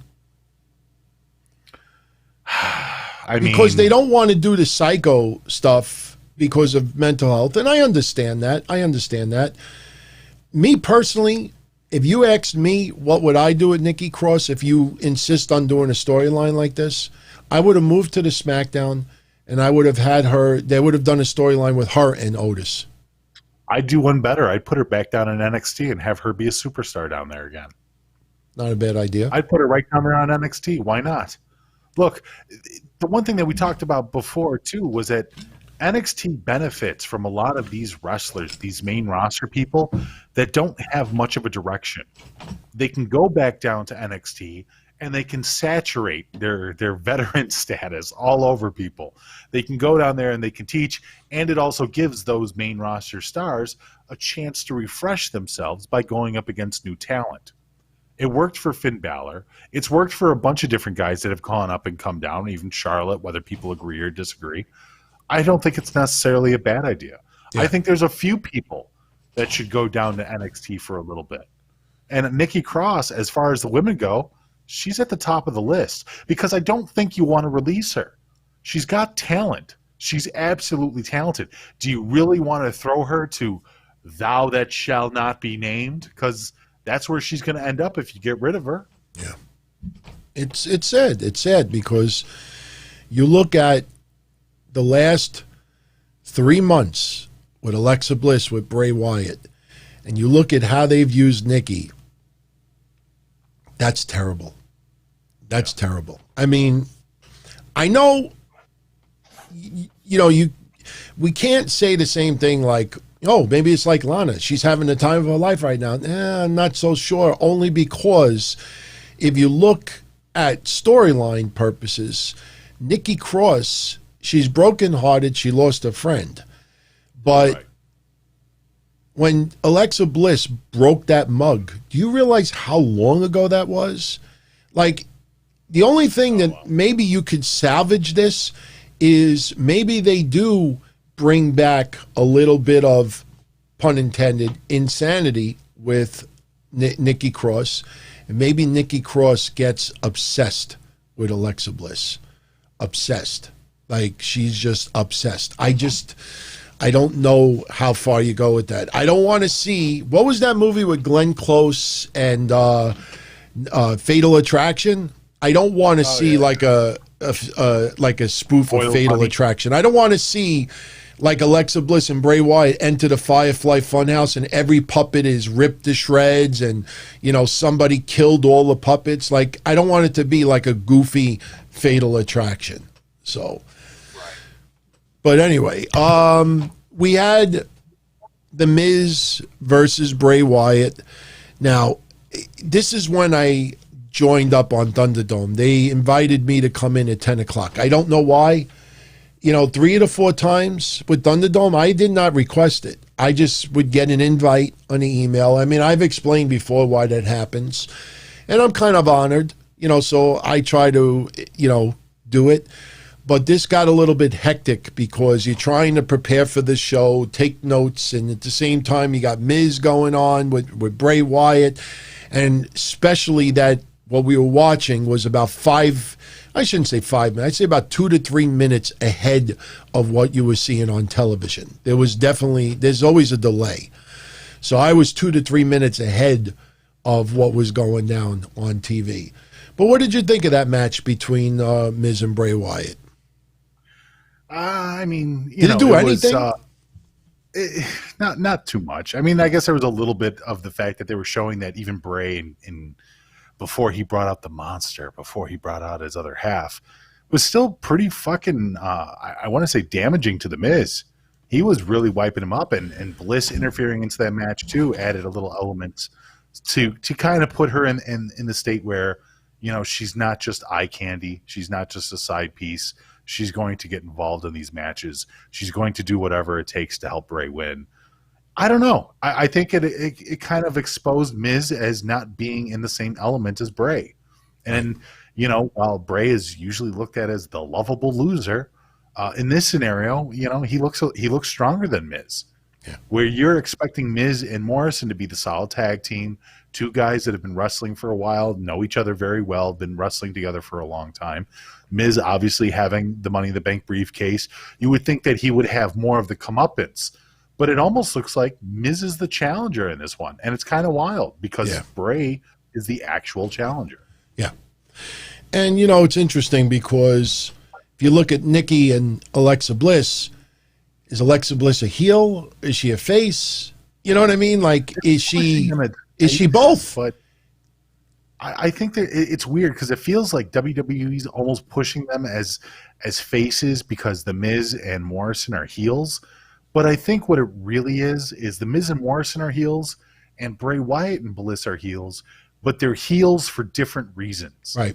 The Miz and Morrison are heels because they want the title, they want the prestige, whereas Bray Wyatt and Bliss are heels because they want chaos. They want anarchy. They want things to be destroyed because they enjoy destroying them. So they're both on the wrong path, but they both have different reasons. One of the reasons, obviously, Miz and Morrison are selfish. It's a narcissistic reason, narcissistic goals, and Bray Wyatt and Bliss is their reasons. While at the same point, they are going for a title eventually. I think the reasoning behind it is sheer anarchy. If anything, they're more chaotic than Retribution is. Yeah, I love the little mannerisms, the little incidentals that she's pissed off at Nikki Cross. She's angry. There's a pull apart. And the minute you hear Bray Wyatt's music, she had this beautiful, wonderful smile on her face. Right. Like all is good in the world again. So she's imitating him. She's literally doing exactly what Bray Wyatt does. Yeah. Where Bray Wyatt will be in character and then he'll switch to a completely different character, DT. Yeah. Yeah. I thought she's nailing it. I think she's probably, it's funny how, Asuka has been the MVP, the women's division on the Raw side. Sure. Alexa Bliss, I mean, you can't help but to say she's had a pretty damn good 2020. Maybe she doesn't wrestle as much as she did in the past, but they have found a perfect role for her. Yeah, and I mean, I know not everybody loves these Firefly Funhouse segments, but I think she's nailing it right now. So good for her. Yeah. Good for her. Let's see what else. We had another one of those promos with Angel Garza. I don't know if this is going to lead to an individual woman. I think this is just eating up weeks because he still is recovering from that injury. So this is a way to keep him on TV, just giving compliments, showing the rose. And, I personally think if it does end up leading to a particular female, it's going to be someone, like I said, I think that was Shallow Hal, or whatever that movie was from back in the day. It's going to end up being something like that.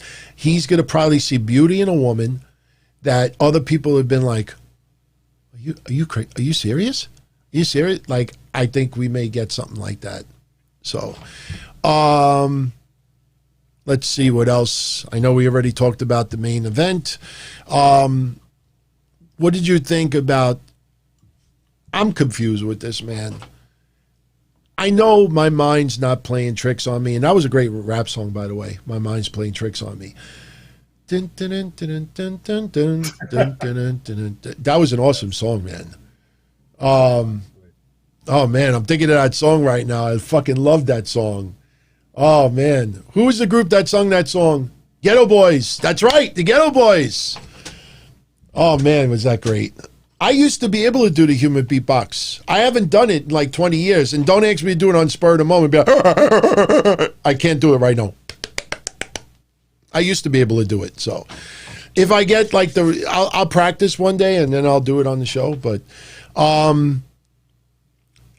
I know My Mind's Not Playing Tricks on Me, but I know for a fact Sheamus revealed a while ago that he was behind the whole thing with Jeff Hardy in the car. Why are they still doing this storyline that Elias thinks that Jeff Hardy ran him over? I don't know. I think because they still want to have the Jeff Hardy and Elias like face off or whatever it is. It's fucking painful. I don't know. You're right. It doesn't make sense. They've kind of blown. They've already unveiled who it was, unless Sheamus was lying. Who knows? Maybe that's it. Maybe Sheamus comes out and says, I actually didn't do it. I was just, bullshitting you guys. I don't know. Putting flyers up, 555 heel and something like. I'm like, Jeff Hardy did have a funny line tonight that, his Photoshop skills are as bad as his singing, which I thought was a fun. By the way, what about these forced lines tonight? I mean, for that line that Kofi throws out to the Hurt Business, you shouldn't be called the Hurt Business. You should be called the Jerk Business. What's with these forced crappy lines? Well, they were even kind of making fun of it too, though, if you notice, because they were kind of improvising, but at the same time, it was like they were improvising around the script. And I mean, he even said in the middle of it, he's like, "At least let me get my line out." I know, yeah. Let me get to the punchline. I remember that. Right. I mean, I don't know. And thank you, Phil. 555. Amen. That's like, my God. I mean, I know they're waiting on Elias because of the music. They're waiting to have, before they have him go a little bit more full bore in the ring. But man, this is like, I know they want to try to keep something on TV, but this is horrendous. I mean, I keep just thinking about this. It wasn't that long ago that we had the Jeff Hardy Sheamus storyline. It was this year. I mean, I don't know. I just think it's absolutely, I mean, some stuff was great tonight. Some of it was pitiful. That Jeff Hardy Elias stuff is just awful. So, no, but you know what? I liked when Jeff Hardy got pissed off and saw Elias and confronted him, and he's like, I didn't do this to, like, I'm like, good. Let's get to conclusion of this chapter of this storyline, because it's god awful what they're doing right now. So, New Day retains the belts over Benjamin and Cedric Alexander. Fun match. I mean, they really went out. I'll tell you this much. If anybody goes back and watches it, one thing that stuck out to me besides Cedric's 2 out of 3, botched suicide dives, Xavier Woods. I have always thought, up until maybe a year ago, I always thought, as far as the 3 members of New Day, that Xavier Woods was, I don't want to say was the weak link, but I thought of all 3, and as far as the in-ring talent, I always thought Xavier Woods was the least of the talent. Right now, I'm watching Xavier Woods closely, and I think he's wrestling the best that he has ever wrestled in his career. This guy is, this guy is just turned it up another notch. I don't know if anybody else has noticed that, but, he's just, really, really turned it up. Yeah. You know? I thought they had a decent match. But yeah, it was all right. You know, but it really it really did today was just pretty much eat a week. I don't think there was any chance. The money match, believe it or not, you look at the matches up and down, Asuka Sasha, with all due respect, I've seen it many times this year, so it doesn't feel as special as it used to be. McIntyre and Reigns I'm looking forward to. And I'm also looking forward to New Day against Street Profits. I think New Day and Street Profits might end up being like a really that match. As weird as it sounds, I'm kind of looking forward to that match, maybe as much as some of the others out there, if not more. Right. Oh yeah, definitely. Yeah, definitely. I think that I think Street Profits and New Day might even be match of the night. I just have a feeling that they're going to go above and beyond for Survivor Series, and I think that might be the match that actually pays off really well. I got a kick when I saw Drew McIntyre when he opened up Raw today. He was kind of like bringing up what Roman Reigns said the other day, and if you notice when they were showing some of the segment, they did not mention when Roman Reigns said nobody watches Raw. Like everybody watches SmackDown for Roman Reigns. I found that funny that they omitted that part. So, but, as far as the last Raw into Survivor Series, it ended the night with a bang, with a big surprise. We got to see now what this does for Randy Orton. Maybe they go back to The Fiend and Randy Orton. I'm telling you, if you look at 2 weeks ago. I don't know. Don't you still have the feeling that eventually Edge is going to come back for Randy? Yeah. Do you feel like that's ultimately where Randy Orton's storyline is going to end up? It feels like 2 weeks ago when Fiend showed up on Raw, confront Randy Orton, it felt like that after Survivor Series, Fiend was going to go up against Randy Orton. Drew McIntyre was going to go up against Sheamus. Right. But they decided that they felt, and I still think both of those could happen, but for some reason they felt that without a title being involved, it gives a little bit more freedom with what they want to do with Fiend versus Randy Orton. Mm-hmm. And with a title involved, it makes the storyline of Sheamus and Drew McIntyre, as we said earlier in the night, much more powerful. Yeah. So we'll see. A couple of super chats, and then we're going to talk about Zelina Vega. We'll recap a little bit from Friday, and we'll add a little bit to it. An interesting tweet that came across that I know both of us have a few words to say about. First, Jay Carlos, shout out to you, my friend. If Andrew Yang or the U.S. government forces wrestling companies to get unionized, does this hurt? Do you think this will hurt smaller companies like Ring of Honor, NWA, or AEW? Because now they will have to pay it. You know what? Jay Carlos, hold that thought for 1 second. Want to just answer two others. We'll get back to yours because we'll go into Zelina Vega from what you said. Ken, terminated by DQ. Do we think Lana isn't happy going through tables week after week? Maybe she's happy with the paychecks. I'm telling you, Ken, I know I was nobody. I know I sucked when I did anything in wrestling on camera.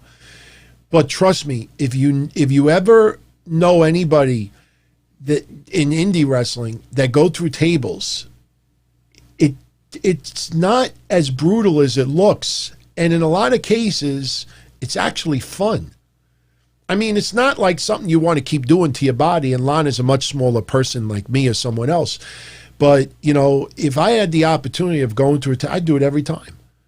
So Mish and I both feel like Lana is having fun right now. Yeah, she is. Yeah, and the one thing that's absent is you don't ever hear Miro complaining about what they're doing with Lana. And Miro is very outspoken. I know what some of you are going to say, well, he says that because he doesn't want it to get worse for Lana. I understand that. But look at the 24 special they just did. They actually, that 24 special WWE did right. Because I think whether you like Lana or you don't, right, I think you'll agree on this one thing. A lot of people out there are probably going to say, why did they do this special? Like, if you think about it, like, why would you do all this for Lana right now? Especially if you look at how a lot of people feel that she's being used on TV. A lot of people feel that she's being jobbed out. That's how people say it. You look at this network special, and they did good. WWE did right for Lana. So I'm telling you, man, I think it backs up what Mish and I have been saying for a while now. We think Lana is having fun. I think so. Yeah. I think so. Much better than the Lashley marriage storyline that was going on. Even the storyline with Natty. So yeah, that was bad. Speaking of the network, Joe Punches, after watching the Percy Pringle, Paul Bearer documentary on the network, do we think he's often forgotten when it comes to great managers? Yeah, because most wrestling fans probably never came across Percy Pringle. Percy Pringle was before almost everybody's time. You know, I remember when he used to come out with Ravishing Rick Rude, and I think Ravishing Rick Rude used to come out to Sade's Smooth Operator, believe it or not. I mean, you think of that song and just picture Ravishing Rick Rude coming out to that. Right. You know, his weight became a big issue in the latter years of him as a manager. You look at him as Percy Pringle, and you see how active and involved he is, and then you see him later on. I mean, obviously, Paul Bearer is iconic, and I loved the character. But, you know, he's overlooked. And I think sometimes it happens because even though he managed Mankind and Kane and others, like WWE has chosen for the last 15 years, 10, 15 years, to associate him pretty much with just one person. You know? Right, of course. Once in a while. It's because that was a dynamic character that worked with him and Kane. I mean, that Paul Bearer character was probably his best. And I mean, looking at the longevity of Undertaker's career, you can't bring up the Undertaker's 30 years in history without bringing up Paul Bearer. You just can't do it. Yeah. So, but he's definitely overlooked. Definitely overlooked. So, getting back to what Jay Carlo said, let's talk a little bit about Zelina Vega. I do want to let everyone know, for those that are interested, this Wednesday at 7 p.m. Eastern, an hour before AEW, MLW will return to TV, MLW Fusion. It'll be on Fubo Sports, Pluto TV, and I believe on their YouTube page. They're advertising Jacob Fatu versus Davey Boy Smith Jr. for the MLW title, Myron Reed versus Brian Pillman Jr. for the middleweight title, and Alex Hammerstone will be wrestling. They didn't say who his opponent is going to be. This Wednesday, if anybody's in Florida thinking about going to AEW Dynamite, they're doing a socially distanced meet and greet before the event. If you have tickets, you'll get emailed the details, but I know Cody is going to be there. I think Jake Roberts, Lance Archer also. You won't be able to touch them, and they are going to be a little bit distant, but the meet and greet, I believe, is free. So some of you out there may want to go check that out. On Wednesday, we'll talk a little bit more about Impact's Turning Point pay-per-view.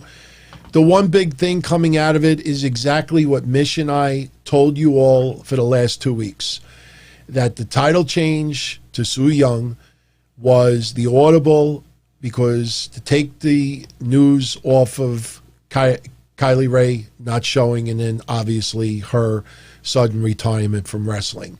Right. They did the shock title change, and we both said Deonna Purrazzo was getting that belt right back. Now that audible is worn off a little bit, Deonna Purrazzo regained the title. So I don't think there was any surprise there. And we'll talk a little bit more about that on Wednesday. But And Friday, pay-per-view predictions as well for Survivor Series. Let's talk about Zelina Vega. Now, I am going to stream in a moment 5 minutes from Friday's show. Only because when I got into it on Friday, everybody on the net was saying that Zelina got fired because of a Twitch account. And I specifically talked about it on Friday, that I had talked to 4 people that I know. 3 are wrestlers. 1 is not, that are all part of WWE.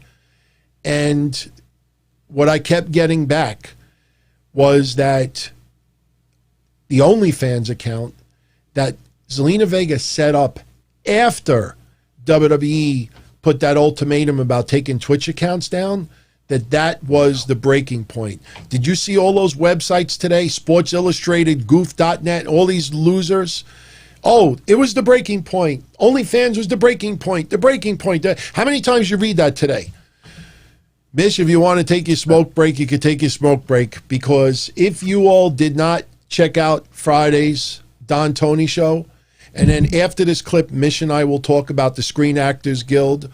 We'll talk about Gabrielle Carteris sending that tweet to Zelina Vega and our thoughts on it, and then we'll close out the show for now. But in case you did not tune in this past Friday, this is what I broke. I don't break news because I'm not a journalist. We opine, we give our opinion. But once in a while, if I want to get a story, I'll go out and I'll get it. And I felt, out of respect for Zelina Vega, because Mish and I both have respect for Zelina Vega, that we wanted to give you the truth, not rush to judgment, not assume, not guess, because as you realize now, everybody on Friday got it wrong except for one person. So, what happened with Zelina Vega, and what is the deal? Okay, I'm going to tell you what I found out so far. It is not 100% complete, but I guarantee you, it is more than what you have read online. And I'll give you the number 1 person that everybody is retweeting and cutting and pasting from. And there's one very important element of what this person said that is missing in this person's statement. Mike Johnson, my old friend, Mike Johnson, PW Insider, he wrote today, and I quote, Zelina Vega was fallout from last month's edict that talents dropped their relationships with third-party entities such as Twitch, Cameo, etc., in favor of World Wrestling Entertainment spearheading those relationships and fielding talents out as part of their contractual duties. She was fallout from last month's edict. Something he really forgot to mention. And it doesn't fall in the etc. category because it was the breaking point as far as Zelina Vega and the WWE relationship goes. For those that don't know, this is how it played out today on social media. This afternoon, Zelina Vega, and you might remember recently my discussion about Zelina Vega and Paige more than anything as far as, addressing social media with the stuff with Twitch and everything. And Mish and I had a conversation about Zelina Vega and what she said with Aleister Black on YouTube. Well, today, let's go one step back. You might remember a couple of weeks ago, Paige had written that she was looking into union attorneys, labor attorneys, to see how she could fight this situation. Take note. This is very important. Take note that Paige is still on Twitch. She did a video yesterday, and WWE has not released her. I said a month ago, not Andrew Yang, but Paige is probably going to be the most important person in what is going on with the WWE, with the third-party accounts. Now, what a lot of you may not know, OnlyFans, A lot of women are on there. They show nudes, but OnlyFans originally was not meant to be like for nudes and this and that. Well, I invite any of you out there to go on OnlyFans and search the name Megan Minx, MEGANMINX. Okay? Megan Minx. That is Zelina Vega's OnlyFans account. Now, when WWE gave the October 30th deadline to pull your Twitch accounts and Patreon for some, and even some of the stuff on YouTube, Zelina Vega, because OnlyFans was never discussed, Zelina Vega set up an OnlyFans account. She set it up under the name Megan Minx, and basically what she's doing is she's cosplaying. She's wearing cosplay outfits. Now, I know a lot of you out there, especially on Twitter, have seen Zelina Vega dress up in lots of different costumes. So Zelina Vega set up an OnlyFans where there's no nudes, but she was just dressing up in costumes. That's it. And Zelina Vega would give people the opportunity, if they wanted, to actually purchase outfits or photos. All right. Now, I want to read you a little clip of Zelina Vega's OnlyFans account. Okay. She says, and I quote, "No nudes. This would be exclusive and some never before seen photos and videos of my cosplays, lingerie, swimsuits, and more. To buy personalized photo sets that won't be posted anywhere else, you choose the cosplay look, and you could choose an outfit, cosplay theme, lingerie, or a swimsuit. And again, no nudes. And they could even send an outfit. And the prices would include the purchase of an outfit and photos. One photo, $500. 5 photos, $750. 10 photos, $1,000.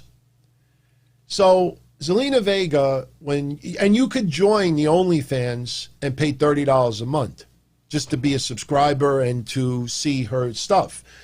But what Mike Johnson and everybody else left out is when everything was going down with Twitch and Patreon more than anything else, and WWE was telling them you got to shut it all down, Zelina Vega launched the OnlyFans account, thinking that she could get around this. And WWE said, not allowing it. When you realize the amount of followers that Zelina Vega has across all social media platforms, and you realize that on the OnlyFans account, there were people willing to pay between $500 and $1,000 for her just to dress up. And WWE said, nope, that's it. It's not as simple as that, but the OnlyFans situation was like the breaking point of this whole situation. Where did I hear that? That she supports unionization. Zelina Vega. Okay, so we took a look at her OnlyFans stats. Me and Joe did the other day, right?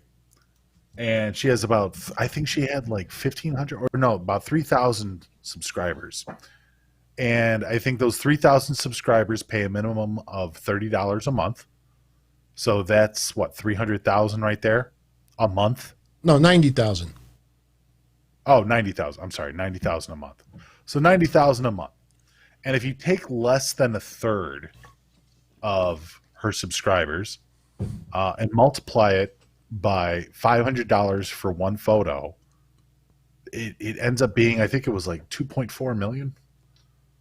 2.4 million because she's charging $500 for one photo. And I know people are like, well, there's no way that a third of her fans are going to pay $500 per photo per month. I'm like, well, you're right. Some of them might pay $750. Some of them might even pay $1,000. What happens if you run into the guy that pays $2,000 or $3,000 a month for private Zelina Vega photos? And while you said that there's no nudity, I think it's really funny that she says no nudity and semi-nudes inside her about section, inside of her alluring intro section. So she's willing to, I think she's probably willing to do tasteful nudes. She's going to do the same thing that Renee Michelle did, which is fine. But let's be honest. I know a lot of people are like, oh, well, there's no way she's going to make that kind of money. You're putting her on a site where she's dedicated to showing off her body privately for a certain amount of money. People fantasize. People have a lot of extra cash. Maybe not so much right now during the season, but there are still lonely guys out there and girls. I'm not judging. There's still lonely guys and girls out there that might want to see Zelina Vega for Christmas in their favorite costumes or outfits. It's a fetish. Look, let's be honest. It's sexual fetishizing. Costumes, it's nice. It's not like you're fucking going to OnlyFans, spending $30 and then dropping $500 so she can wear your favorite superhero costume. You're buying these photos sheerly for the sake of fetishizing her. Well, I'll say this. Even if she didn't offer that and it was just straight up as far as the membership, you bank even $50,000 a month. That's more than what she's probably getting in WWE. And here's the best part. We didn't even talk about the revenue she gets from Twitch. We didn't even talk about the revenue she gets from YouTube. We didn't even talk about the revenue she gets from her own merchandise. We don't get the revenue. She's doing fine right now, everyone. She makes $1,080,000 just on the OnlyFans subscriptions alone. Without the Twitch, without any photographs being purchased, without any God bless her. She can get that. Good on her. Seriously. Now, so again, yeah, I know for the hater potatoes, they can't stand that, but yours truly, Breakfast Soup Friday, Don Tony Show, we broke exclusively what went down. OnlyFans is why she got fired. Everybody Friday, including Goofy Johnson, were blaming it on Twitch and some type of idea that there was fallout from it. What the fuck fallout you talking about? WWE, here's what I said Friday. Here it is in 10 seconds or 20 seconds. WWE told them no more Twitch, no more Patreon, no more YouTube. You have until October 30th to shut it down. She shuts it down, and then she sets up the OnlyFans because it wasn't on the list. And WWE's like, are you fucking kidding me? And WWE's like, take that down too. And she's like, no, I'm not taking it down. So in a way, this was some of Zelina Vega's own decision because she decided that the social media accounts are more important than her remaining in WWE. So, you got to look at it like that. This was a decision that she made and WWE released her because of it. Let's be honest, T. What would you rather do? Make $180,000 working with WWE or make $1 million trying on your favorite costumes? It's not even a choice. I'd love to have both. And that's why I think she'll end up in Impact or AEW. Right. I think because they'll let her do this. They'll let her do this. So, when you realize it, she wanted to stay in WWE. And here's another thing that nobody's talking about. Zelina Vega, even if you didn't like her in-ring work, Zelina Vega is one classy person.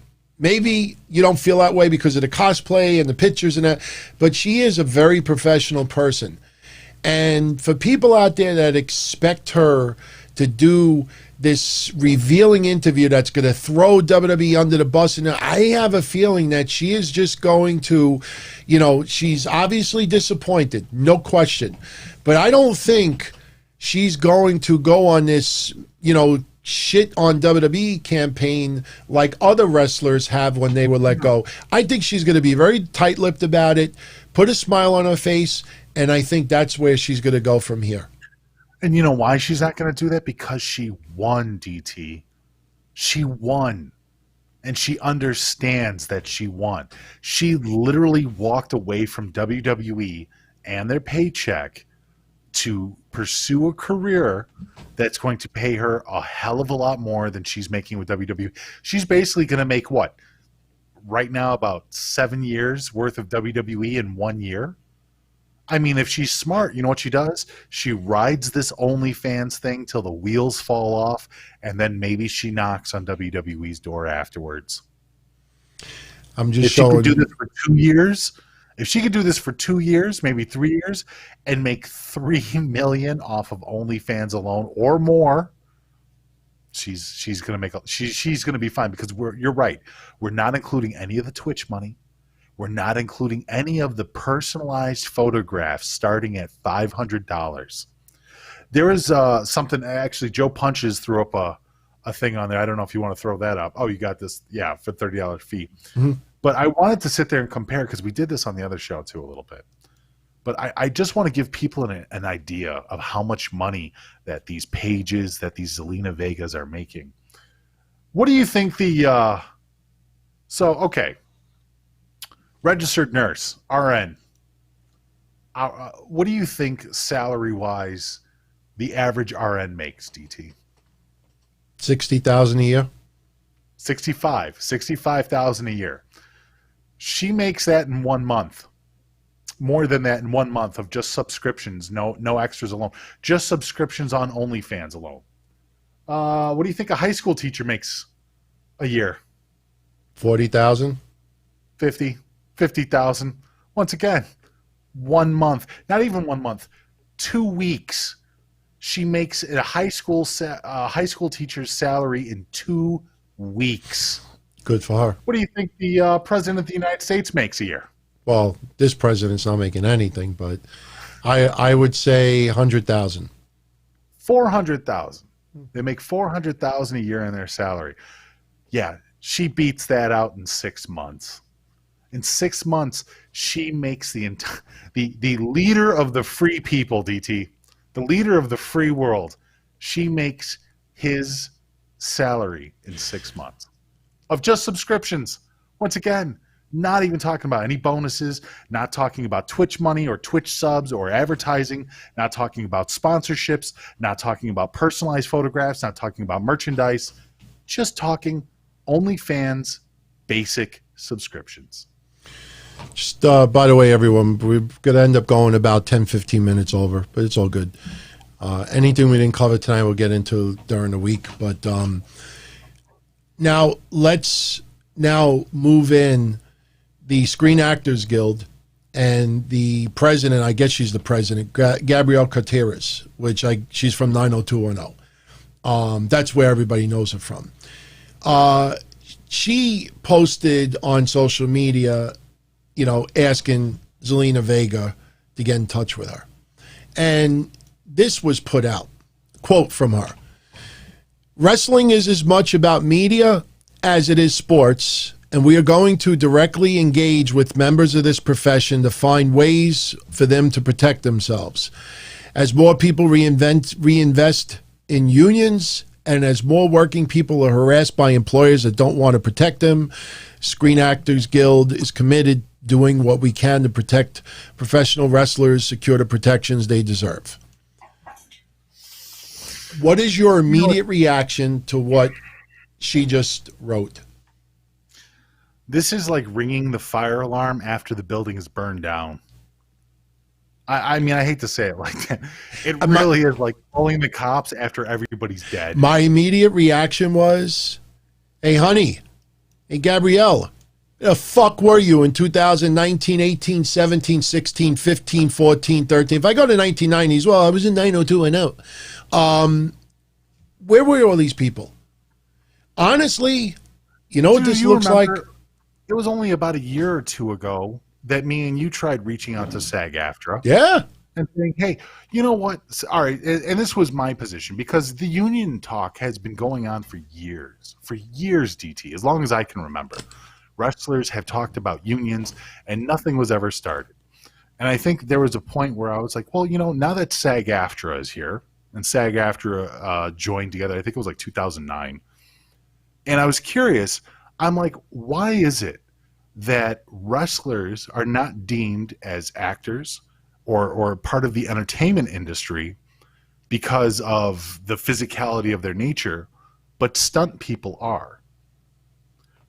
And I asked, I'm like, well, why is there a reason? And I asked directly to SAG-AFTRA. I wrote letters. I reached out socially. I did a whole bunch of stuff just to get a response, and I got nothing. No response. Nothing. The only time I got a response, was from a different union that was underneath SAG-AFTRA that said, yeah, we'll accept wrestlers into our union. Tell them to come by. Tell them to reach out. And you know what every wrestler didn't do? Reach out. Not one wrestler from the independents, not one wrestler from WWE. Nobody reached out to this union who openly said, hey, our doors are open. You want to talk with us? We will absolutely talk with you and unionize you. And all of the bravado, all of this stuff where all these wrestlers, like, I mean, I'm not going to call them out, but there's people that we've talked to over the years that have been on the shows and stuff like that have talked about unionizing wrestling. They were nowhere to be found, DT. Nowhere to be fucking found. Every goof on a website and a podcast now think they got this exclusive scoops and they think they're uncovering something. I'm not trying to be an asshole, everyone, but to Mish and I, this is old news. You know what? Yeah. I like Gabrielle Carteris, but you know what this comes across to me is an ambulance chaser. That there's a car wreck on the street. There's a car wreck on the street. And you have a lawyer that is listening to the police radar, and there's a big car crash on some, and an attorney will show up while you're laying on the floor bleeding and everything. And an attorney will show up and say, "Give me a call. You have a case." Where was the Screen Actors Guild all these fucking years? They don't care about the wrestlers. They see this. I don't have the numbers in front of me, but I think to join the Screen Actors Guild, you got to give them $3,000 as an initiation fee. Correct. You have to give them annual dues, which is a little bit under $300, which you may say, oh, $30 a month, $25 a month, that's not a lot. Right. And they also take 1.5% to 2% of whatever money you make. And you got to get your benefits and everything else. And like I said, you know, we'll have a debate about unions another day. But as I said on Friday, is what Zelina Vega may need a union for, may want a union for, may be different than what Paige wants a union for, which may be different than what Jesse Ventura wants a union for, which may be different than what AJ Styles wants a union for, which may be different than what Keith Lee wants a union. I'm not saying they want unions, but I'm just saying, like, everybody has different views on unions. But at the end of the day, all the unions want is your money. And, you know, this goes back to what Jay Carlos asked. Do we think that if the companies force, you know, if the wrestlers form a union, could this hurt the smaller companies? The answer is yes. Because who do you think said, you don't think these employers, these companies like Ring of Honor and others aren't going to be paying fees? You know, when you look at the Screen Actors Guild and you look at what they offer and what they tell you about job security and this and that and benefits and health and this and retirement plans, you know, this isn't the stock market. You give them $3,000, you give them $200 a year, and you give them 1% or 2%. 2% of $100,000 is $2,000. So if you make $500,000, that is $10,000. So even if you give the Screen Actors Guild $15,000 a year, how do you end up where your health insurance is almost $10,000 on its own? On its own. And then they're going to build retirement and build this and build that. So what ends up happening? The companies have to pay extra money. And then what's going to happen is Ring of Honor, MLW, WWE, and others are going to turn around and say, you know what? We don't. Well, we won't hire you. You're talking about ROH and NWA and AEW. Right. Honestly, I think that those companies might be able to handle a smaller union, but you want to talk about localized feds, you want to talk about mom and pops, those are all gone. Right. You can't do it. Right. And here's the thing too. You know, when you hire a particular wrestler, you know, if you start having smaller unions get involved, this person's represented by this union, this one's represented by this and this and that, and then you have to supply all of these benefits and everything else, and you're going to have wrestling companies that are going to go out of business. The wrestling companies are going to afford this. They're going to pass the money down to the wrestlers by paying them less a year. Right. And in my opinion, Andrew Yang has good intentions. Gabrielle Carteris, I don't know what hole she's been buried in for the last bunch of years, but now she's got good intentions. We'll give her the benefit of the doubt. If you ask my honest opinion, I don't think any of these wrestlers need a union. I think these wrestlers need agents or need better legal representation when they negotiate contracts. This way, because when this contract is so open-ended... But that's what they're using the union for. That's what it seems like that they want the unions to do. They don't just want the unions to be there in order to, establish 401ks and insurance. I think they want unions there in order to prevent them from being cheated by some of these promotions. And the reality is the smaller promotions aren't really the major offenders. We know who the major offender is on this list. We know the one company that everybody screams unions about. And it's not AEW, it's not ROH, it's not the NWA, it's WWE. And the reason they do that is because there's been many occasions where wrestlers feel like they've been screwed by the company's contract, which, once again, like you said, seems like more of an agent issue. But I think that a lot of these wrestlers want to use the union to kind of be their agent. It will knock small companies out of business. There's a reason why. Like, I used to work for a supermarket many, many, many years ago. I was part of a union. And the union would be my representative. I had issues. I had to go to the union. The union would talk to the supermarket. I worked for my father. My father does not hire union workers because my father cannot afford the expense, the added expense of, because like I said, union is not like a stock market where you invest. If you just add up the numbers, it doesn't make sense. If you give them, the $3,000 fee is a one-time deal, okay, put that out of the way. But after that, even if you're making $500,000 a year, when you figure it out, you only have to give them $15,000 back. And you think about all of the expenses, retirement, health insurance, it doesn't add up. So a lot of this gets passed down to the employer, and how the employer will offset it is they won't hire you, or they will offer you less money to offset this. The debate about unions is for another day. But like Mortalica said a few minutes ago, Charlotte got it right. Charlotte got an agent. You don't see these wrestlers talking. All of these wrestlers of today, the ones signed to AEW, the ones signed to WWE, the ones that signed to MLW, the ones that signed to Ring of Honor. How many of them done interviews said, I need a 401k. I need a retirement plan? No. None of them fucking say that. You know when they say that? When they're 50. They say that when they're 50 and they can't wrestle anymore and all their joints hurt and they can't move around, or they start getting health issues later on, and then they got nothing because they bought $10,000 figures or other things in their life, or just partied and didn't manage their money. Once the career is over and once the money is gone, that is when the GoFundMe, I have no money, I need it for medical bills, I need it for this. I mean, obviously there's dire situations that come up and no one has a nest egg like that, neither do I or anyone else.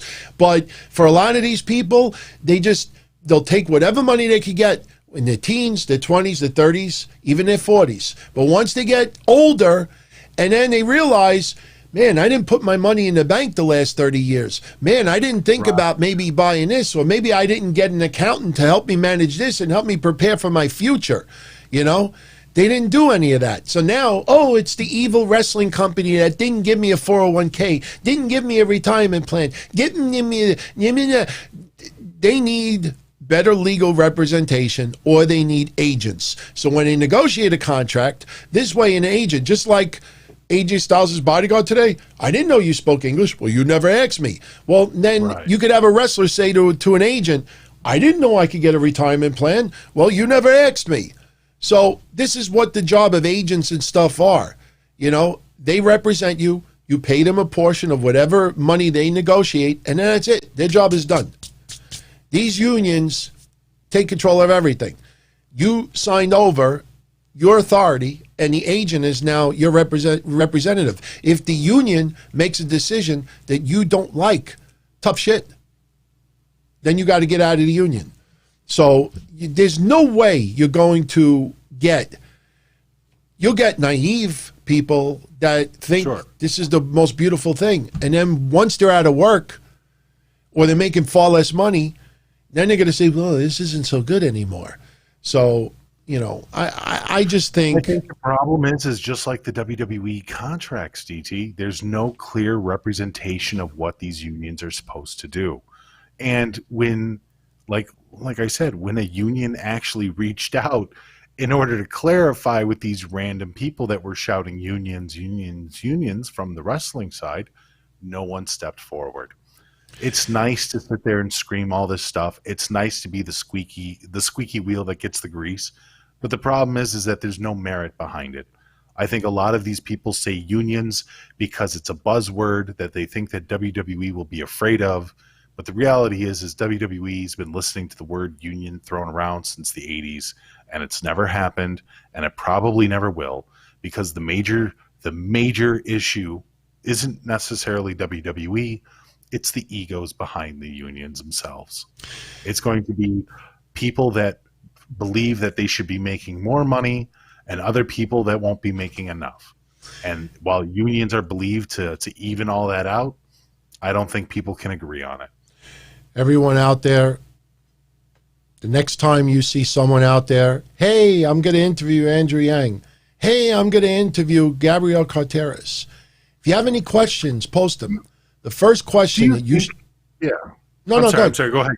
No, I was going to just say, do you think that anybody, if they do interview either of these, do you think that Andrew Yang or Gabriel Gutierrez has any clue how long wrestlers have been talking about unions?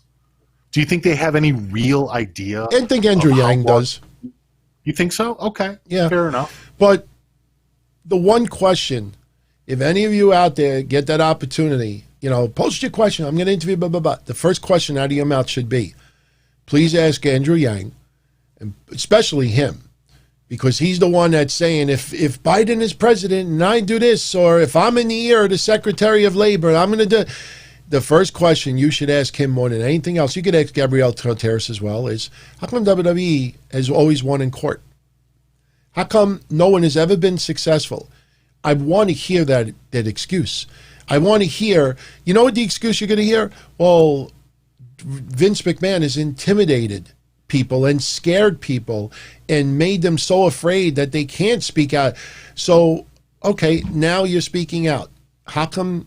You watch a year from now, you'll see Andrew Yang do 50 podcasts and tweet 100 times about this. But at the end of the day, you see how much legislation was done or how much this actually went to the court. I saw websites today saying that Andrew Yang, you know, they found that they could have do this. Let's see how much of that shit actually happens in court. I think a year from now, you're going to see a big fat goose egg, and you're going to realize that this guy is just a politician and nothing else.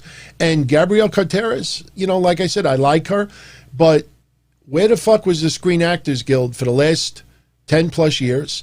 And how come when you, more than anybody, two and a half years ago, we're asking all these questions, how come they're not clear? Nobody would respond. Nobody. They waited until this happened, and now, like an ambulance chaser, Gabrielle Carteris is showing up at the accident, thinking that she's going to take someone who may be vulnerable and use that as the opening door to try to get a whole bunch of other people. And you know what? You're going to see a ton of people that are wrestlers that are going to say, I'm not getting involved with any union. I think there's going to be a lot. You're going to see so many wrestlers that are going to say, look, I worry about my own business. I'll worry about my future and my family. I don't need anybody else's help. I think the problems are going to outweigh the benefits. If this union thing doesn't pass, if there is a union that it's eventually designed, I think the problems will outweigh the benefits. And I think one of the major problems will be that all of these hundreds, these thousands of little promotions that exist across the United States alone will not be able to carry anybody of any kind of name value.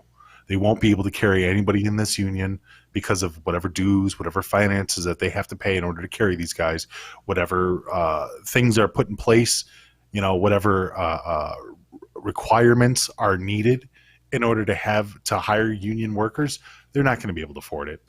You're telling me like the tiny little backyard pits, and I don't mean backyard as in mom's backyard, but I mean like high school gymnasium, bar. Like, for example, do you think the Shimmers are going to make it? Do you think the AAWs are going to make it? And guess what? WWE will take them to court. CWFs, right. These smaller promotions, even smaller than ROH, your CWF Mid-Atlantics, like all these other promotions, BTW Pro, I don't think they're going to be able to handle that. I mean, maybe they could pay for some of them, but they'll just hire look, right. You know what's funny? When I do homeowners insurance, when I figure out the replacement cost coverage on a house and someone I work with coverages, one of the options is if you are willing to accept unionized labor or non-unionized labor if you don't have a claim. And the thing is that, you hire a company to repair your house and they're part of a union, they're probably going to charge you a lot more money than, your local contractor that works for himself. So you're going to get tons of wrestlers that are going to say, you're going to get promotion and you say, you know what? I'm not hiring anybody that's part of the union. Well, dude, it's just like licensing. I mean, if you get a licensed plumber versus a non-licensed plumber, you're talking about $1,000 plus difference, depending on what job they're doing. You can get a non-licensed plumber who's been doing this his whole life but doesn't have the licensing for it, who will do it for you for like $90, $150 to unclog a toilet. You get a licensed guy in there, you can run up in the hundreds, if not thousands. I'll make a prediction. I know this is really outdated, but some people will appreciate this. Back in the late 80s, Major League Baseball, the owners were accused of collusion. That I think it was around 1987, I think it was, or maybe it was a little earlier. I don't know if it was 85 or 87, but I think it was, for some reason 87 sticks in my brain. But they were accused of collusion. And what was happening is that you had these high-priced free agents that were, that their contracts were over. And teams were just not signing them. And I think it got to the point, I think it was Andre Dawson went to the Cubs. And I'm saying this because you like Chicago. Went to the Cubs. Oh, okay. Thank you, Jody. 85. All right. It was either 85 or 87. I knew it was one of the two. In 85, and Andre Dawson went to the Cubs and said, look, just fill out whatever you want to pay me. And they got him for a steal. And I think he might have been the MVP. Either 85, he was MVP one of those years right after. Andre Dawson had an insane year. But you had free agents just sitting out there and no teams would pick them up. And they were accused of collusion. I think what will happen is if this ends up with a union, whether it's Screen Actors Guild or Pro Wrestlers of America, whatever it is, it's just fake. But you're going to see all of these wrestling companies, not publicly, but you're going to find out that there was a secret meeting somewhere and they all agreed to not sign anybody who was part of a union. And what will end up happening is you'll have a ton of wrestlers on the unemployment line that will not get hired from a company because they are part of a union. It's going to be similar to what happened in 85 with Major League Baseball. You watch. I think that'll happen. So, but anyway, Mish, before we go, a little question. Oop, wait, what did I do here? Hold on. I made a little faux pas. Okay, there we go. Joe Punches wants to know, you have any brands of hair conditioner that his lady would like to know. So, what hair conditioner do you use, if any? Joe Punches is an asshole.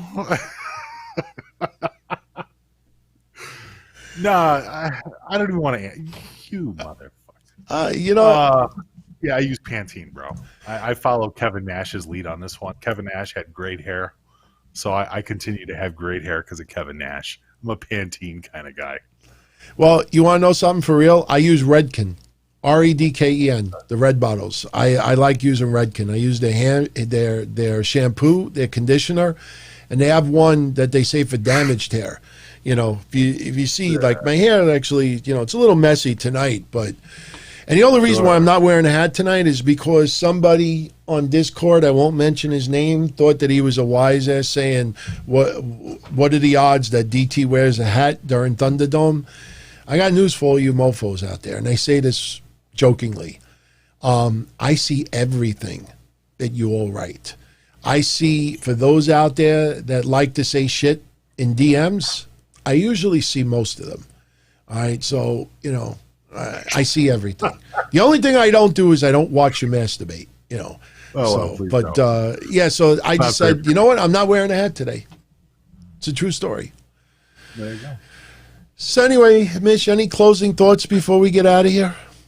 No, I think we had a good show, man. Yeah, a great show. We were a little late, but we hit a lot of big topics that have been, you know, bouncing all over the place. And I think we got good coverage of Raw, too. So very good show. I enjoyed it tremendously. There was one thing I did want to talk about real quick, and I know that you're a fan of charities and stuff like that. Yeah. If you guys get a chance, Kenny Bolin, and I don't know if you guys watch him and stuff like that, Star Maker, but he has a chat charity right now that's helping the Filipino flood victims. So if you guys want to go over there and donate, you know, he's running a stream, like a 12-hour stream over the next day or whatever. Go over there, check it out. If you want to donate to the flood victims, feel free. But I told him I drop a line. I think it's a good cause.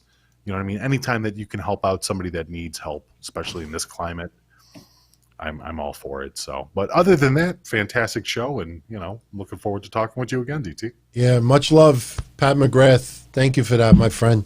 You know, by the way, for everyone out there, you know, YouTube takes their big cut as far as super chats, but I split them with Mish down the middle. So, yes. You know, but I thank you for that, Pat. Just to let everyone know, tomorrow night on Patreon at, I guess, 8 p.m. 8 p.m. Eastern, or maybe we'll do that 9 p.m. Eastern, because I know you're 1 hour time difference now since you're back in Chicago. Right. So we can do it whenever you want. I'm totally down. My hours are a little bit more open over here. I just gotta, so then we'll leave. Yeah, we'll leave 8 p.m. Eastern. This way, by 9:30, 10 o'clock, which is like 9 o'clock your time, we'll be done.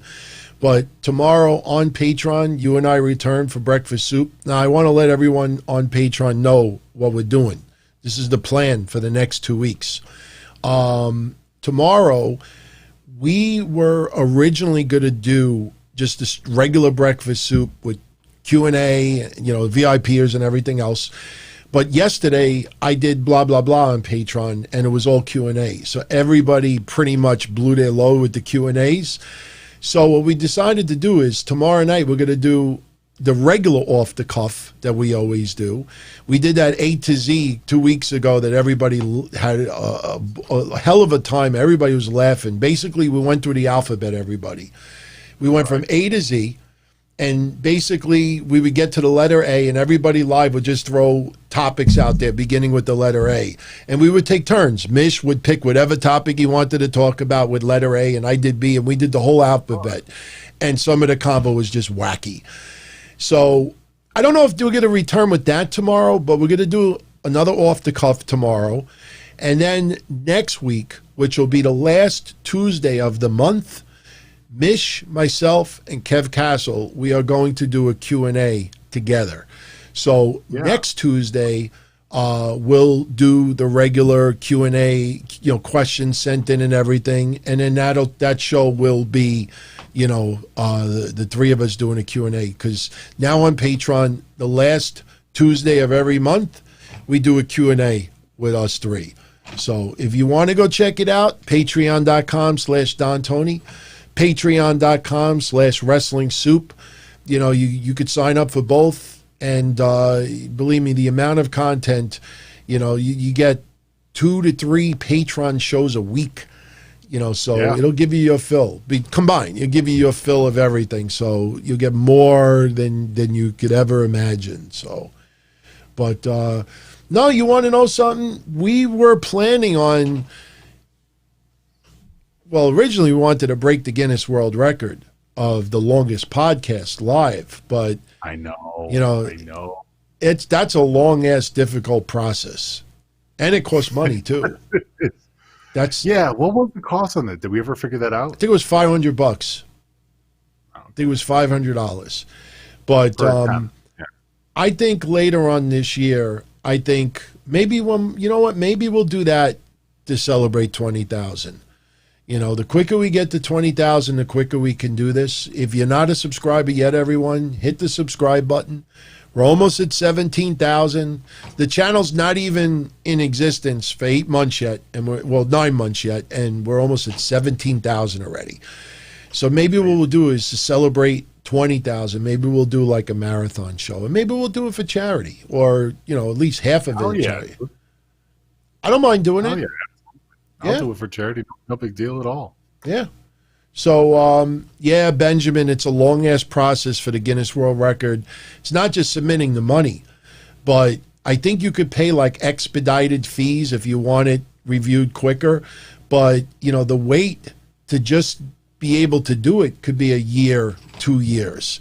We were looking into some of this, and it was just mind-boggling the amount of waiting. But Jay Carlos, thank you as always, too, my friend. Much appreciated. Much appreciated. But, we'll do something down the line. But, Lion, there's no issues with Bully Ray anymore. That's been squashed and cleared up for many, many years now. So, I'm telling you, I have, no, qualms, no beefs with anybody. People have beefs with me, but I don't have beefs with anyone else. But, anyway, I know Mish has got to go. Lucky for him, it's an hour earlier where he's at, but for me, it's almost 1:40 in the morning. So by the time I edit this, put it online, and then try to get some sleep, next thing you know, I got to get up at 6 o'clock in the morning. So, Mish, pleasure as always. I'll talk to you in, about 16 hours, and we'll do it again. Absolutely. Much love, DT. Much love. Much love. Much love, everyone. Thanks, Mish. I think that's a better looking picture. Actually, if you look, our heads, do you notice tonight my video, like my body's a little bit bigger and higher? I decided to try to make the heads a little bit more even. So maybe we'll leave this like this. But, hey, I know we went about, which one's better? That's dark Mish. That's light Mish. So... oh, man. So we went a half hour over. I've been really, trust me, I tell you, I've been working hard, trying my hardest to keep these under 2 hours. I know for some of you out there, you love the longer shows. But for a lot of people out there, especially those that enjoy other podcasts, other shows out there, it's very unfair for me to expect you to tune into 3 hours on Monday, 3 hours on Wednesday, 3 hours on Friday, 2 hours on Patreon, 2 hours on Sunday. That's a lot. And then you want to enjoy your other content as well. So I think really trying to cut these shows a little shorter. Yeah, today the Zelina Vega stuff and, some discussions, we had to go a little bit longer. But last week I was very happy. 3 out of the 4 shows I did were under 2 hours. And I think the one that only went over by about 10 or 15 minutes. So, little by little as we go along, we'll get these a little bit tighter. And, it continues Wednesday, everyone. So Wednesday, join me, 10:05 p.m. Eastern, right after AEW and NXT. We'll talk about both shows. AEW's got some pretty decent matches lined up. Ricky Starks and Brian Cage versus Cody and Darby Allin, I believe. We have Pac making his return, taking on the Blade. We have Thunder Rosa returning, taking on Serena Deeb. In fact, if you're interested, AEW Dark, I might as well throw these out there since I have it here. AEW Dark Tuesday night. The match is scheduled. Thunder Rosa versus Lindsay Snow. Brandon Cutler versus Ryzen. Travis Titan versus Ricky Starks. Jack Evans versus Christopher Daniels. Big Swall versus Kylan King. Alex Garcia versus Ivelisse. Frankie Kazarian versus Griff Garrison. Reign Victoria versus Penelope Ford. Marco Stunt versus Joey Janela. Jungle Boy and Luchasaurus versus TNT. The Acclaimed versus D3 and Angel Fashion. Billy Gunn, Austin Gunn, and Colton Gunn versus Bishop King, Joey O'Reilly, and Sean Maluta. And Layla Hirsch versus Tisha Price. Wow, I didn't botch any of the names. Wow. Kind of proud of myself. So check that out. That's AEW Dark Tuesday night. Devon Sons have been pretty good. I'm going to talk about them Wednesday night. I have definitely going to bring them up. You know, you got to understand, though, you know, yeah, their name of their team kind of clashes with, you know, AEW because their team is TNT and they're on TNT, but they've been using that name for a while now. It's just coincidence that TNT is on TNT. Hey, at one time, TNA was on WWE. That was Test and Albert. But anyway, I'm going to jet out of here. I want to thank everybody for tuning in tonight. Please post your feedback in the comment section. I read them all. I comment back many times as well. This Wednesday will be Wednesday Night Dynamite. Friday will be the Don Tony Show. Sunday will be your Survivor Series pay-per-view recap. And I also got to do the Q&A. So that Q&A that you all have been sending questions in, I might do that Saturday. I'm not sure. Or I may even wait till Monday, because I know some of you will probably post some questions post-Survivor Series. But everyone have a great night. If you enjoyed the show, I appreciate it if you hit that like button before you exit. If you're not a subscriber yet, subscribe to the channel. And also, if you're a subscriber, hit that bell. You know, people keep telling me, you got to bring up the bell, bring up the bell. It sends you the notifications. This way, the minute a video comes up or I announce another episode of something, you'll be alerted of it right away. So that's it. So everyone have a great night. Much love as always. And I'll catch you all again with Mish 1 week from today. Maybe Survivor Series. I got to check with Mish to see if he's doing a Wrestling Soup episode. He probably will. So if he and I don't do it on Sunday, we'll be back a week from today with your next Breakfast Soup Raw. So much love, everyone. Thank you for the support as always. Thank you for spending your time with us. And we'll catch you all again next week. So ciao, everybody. Take care. Be well. Be safe. I'm out of here.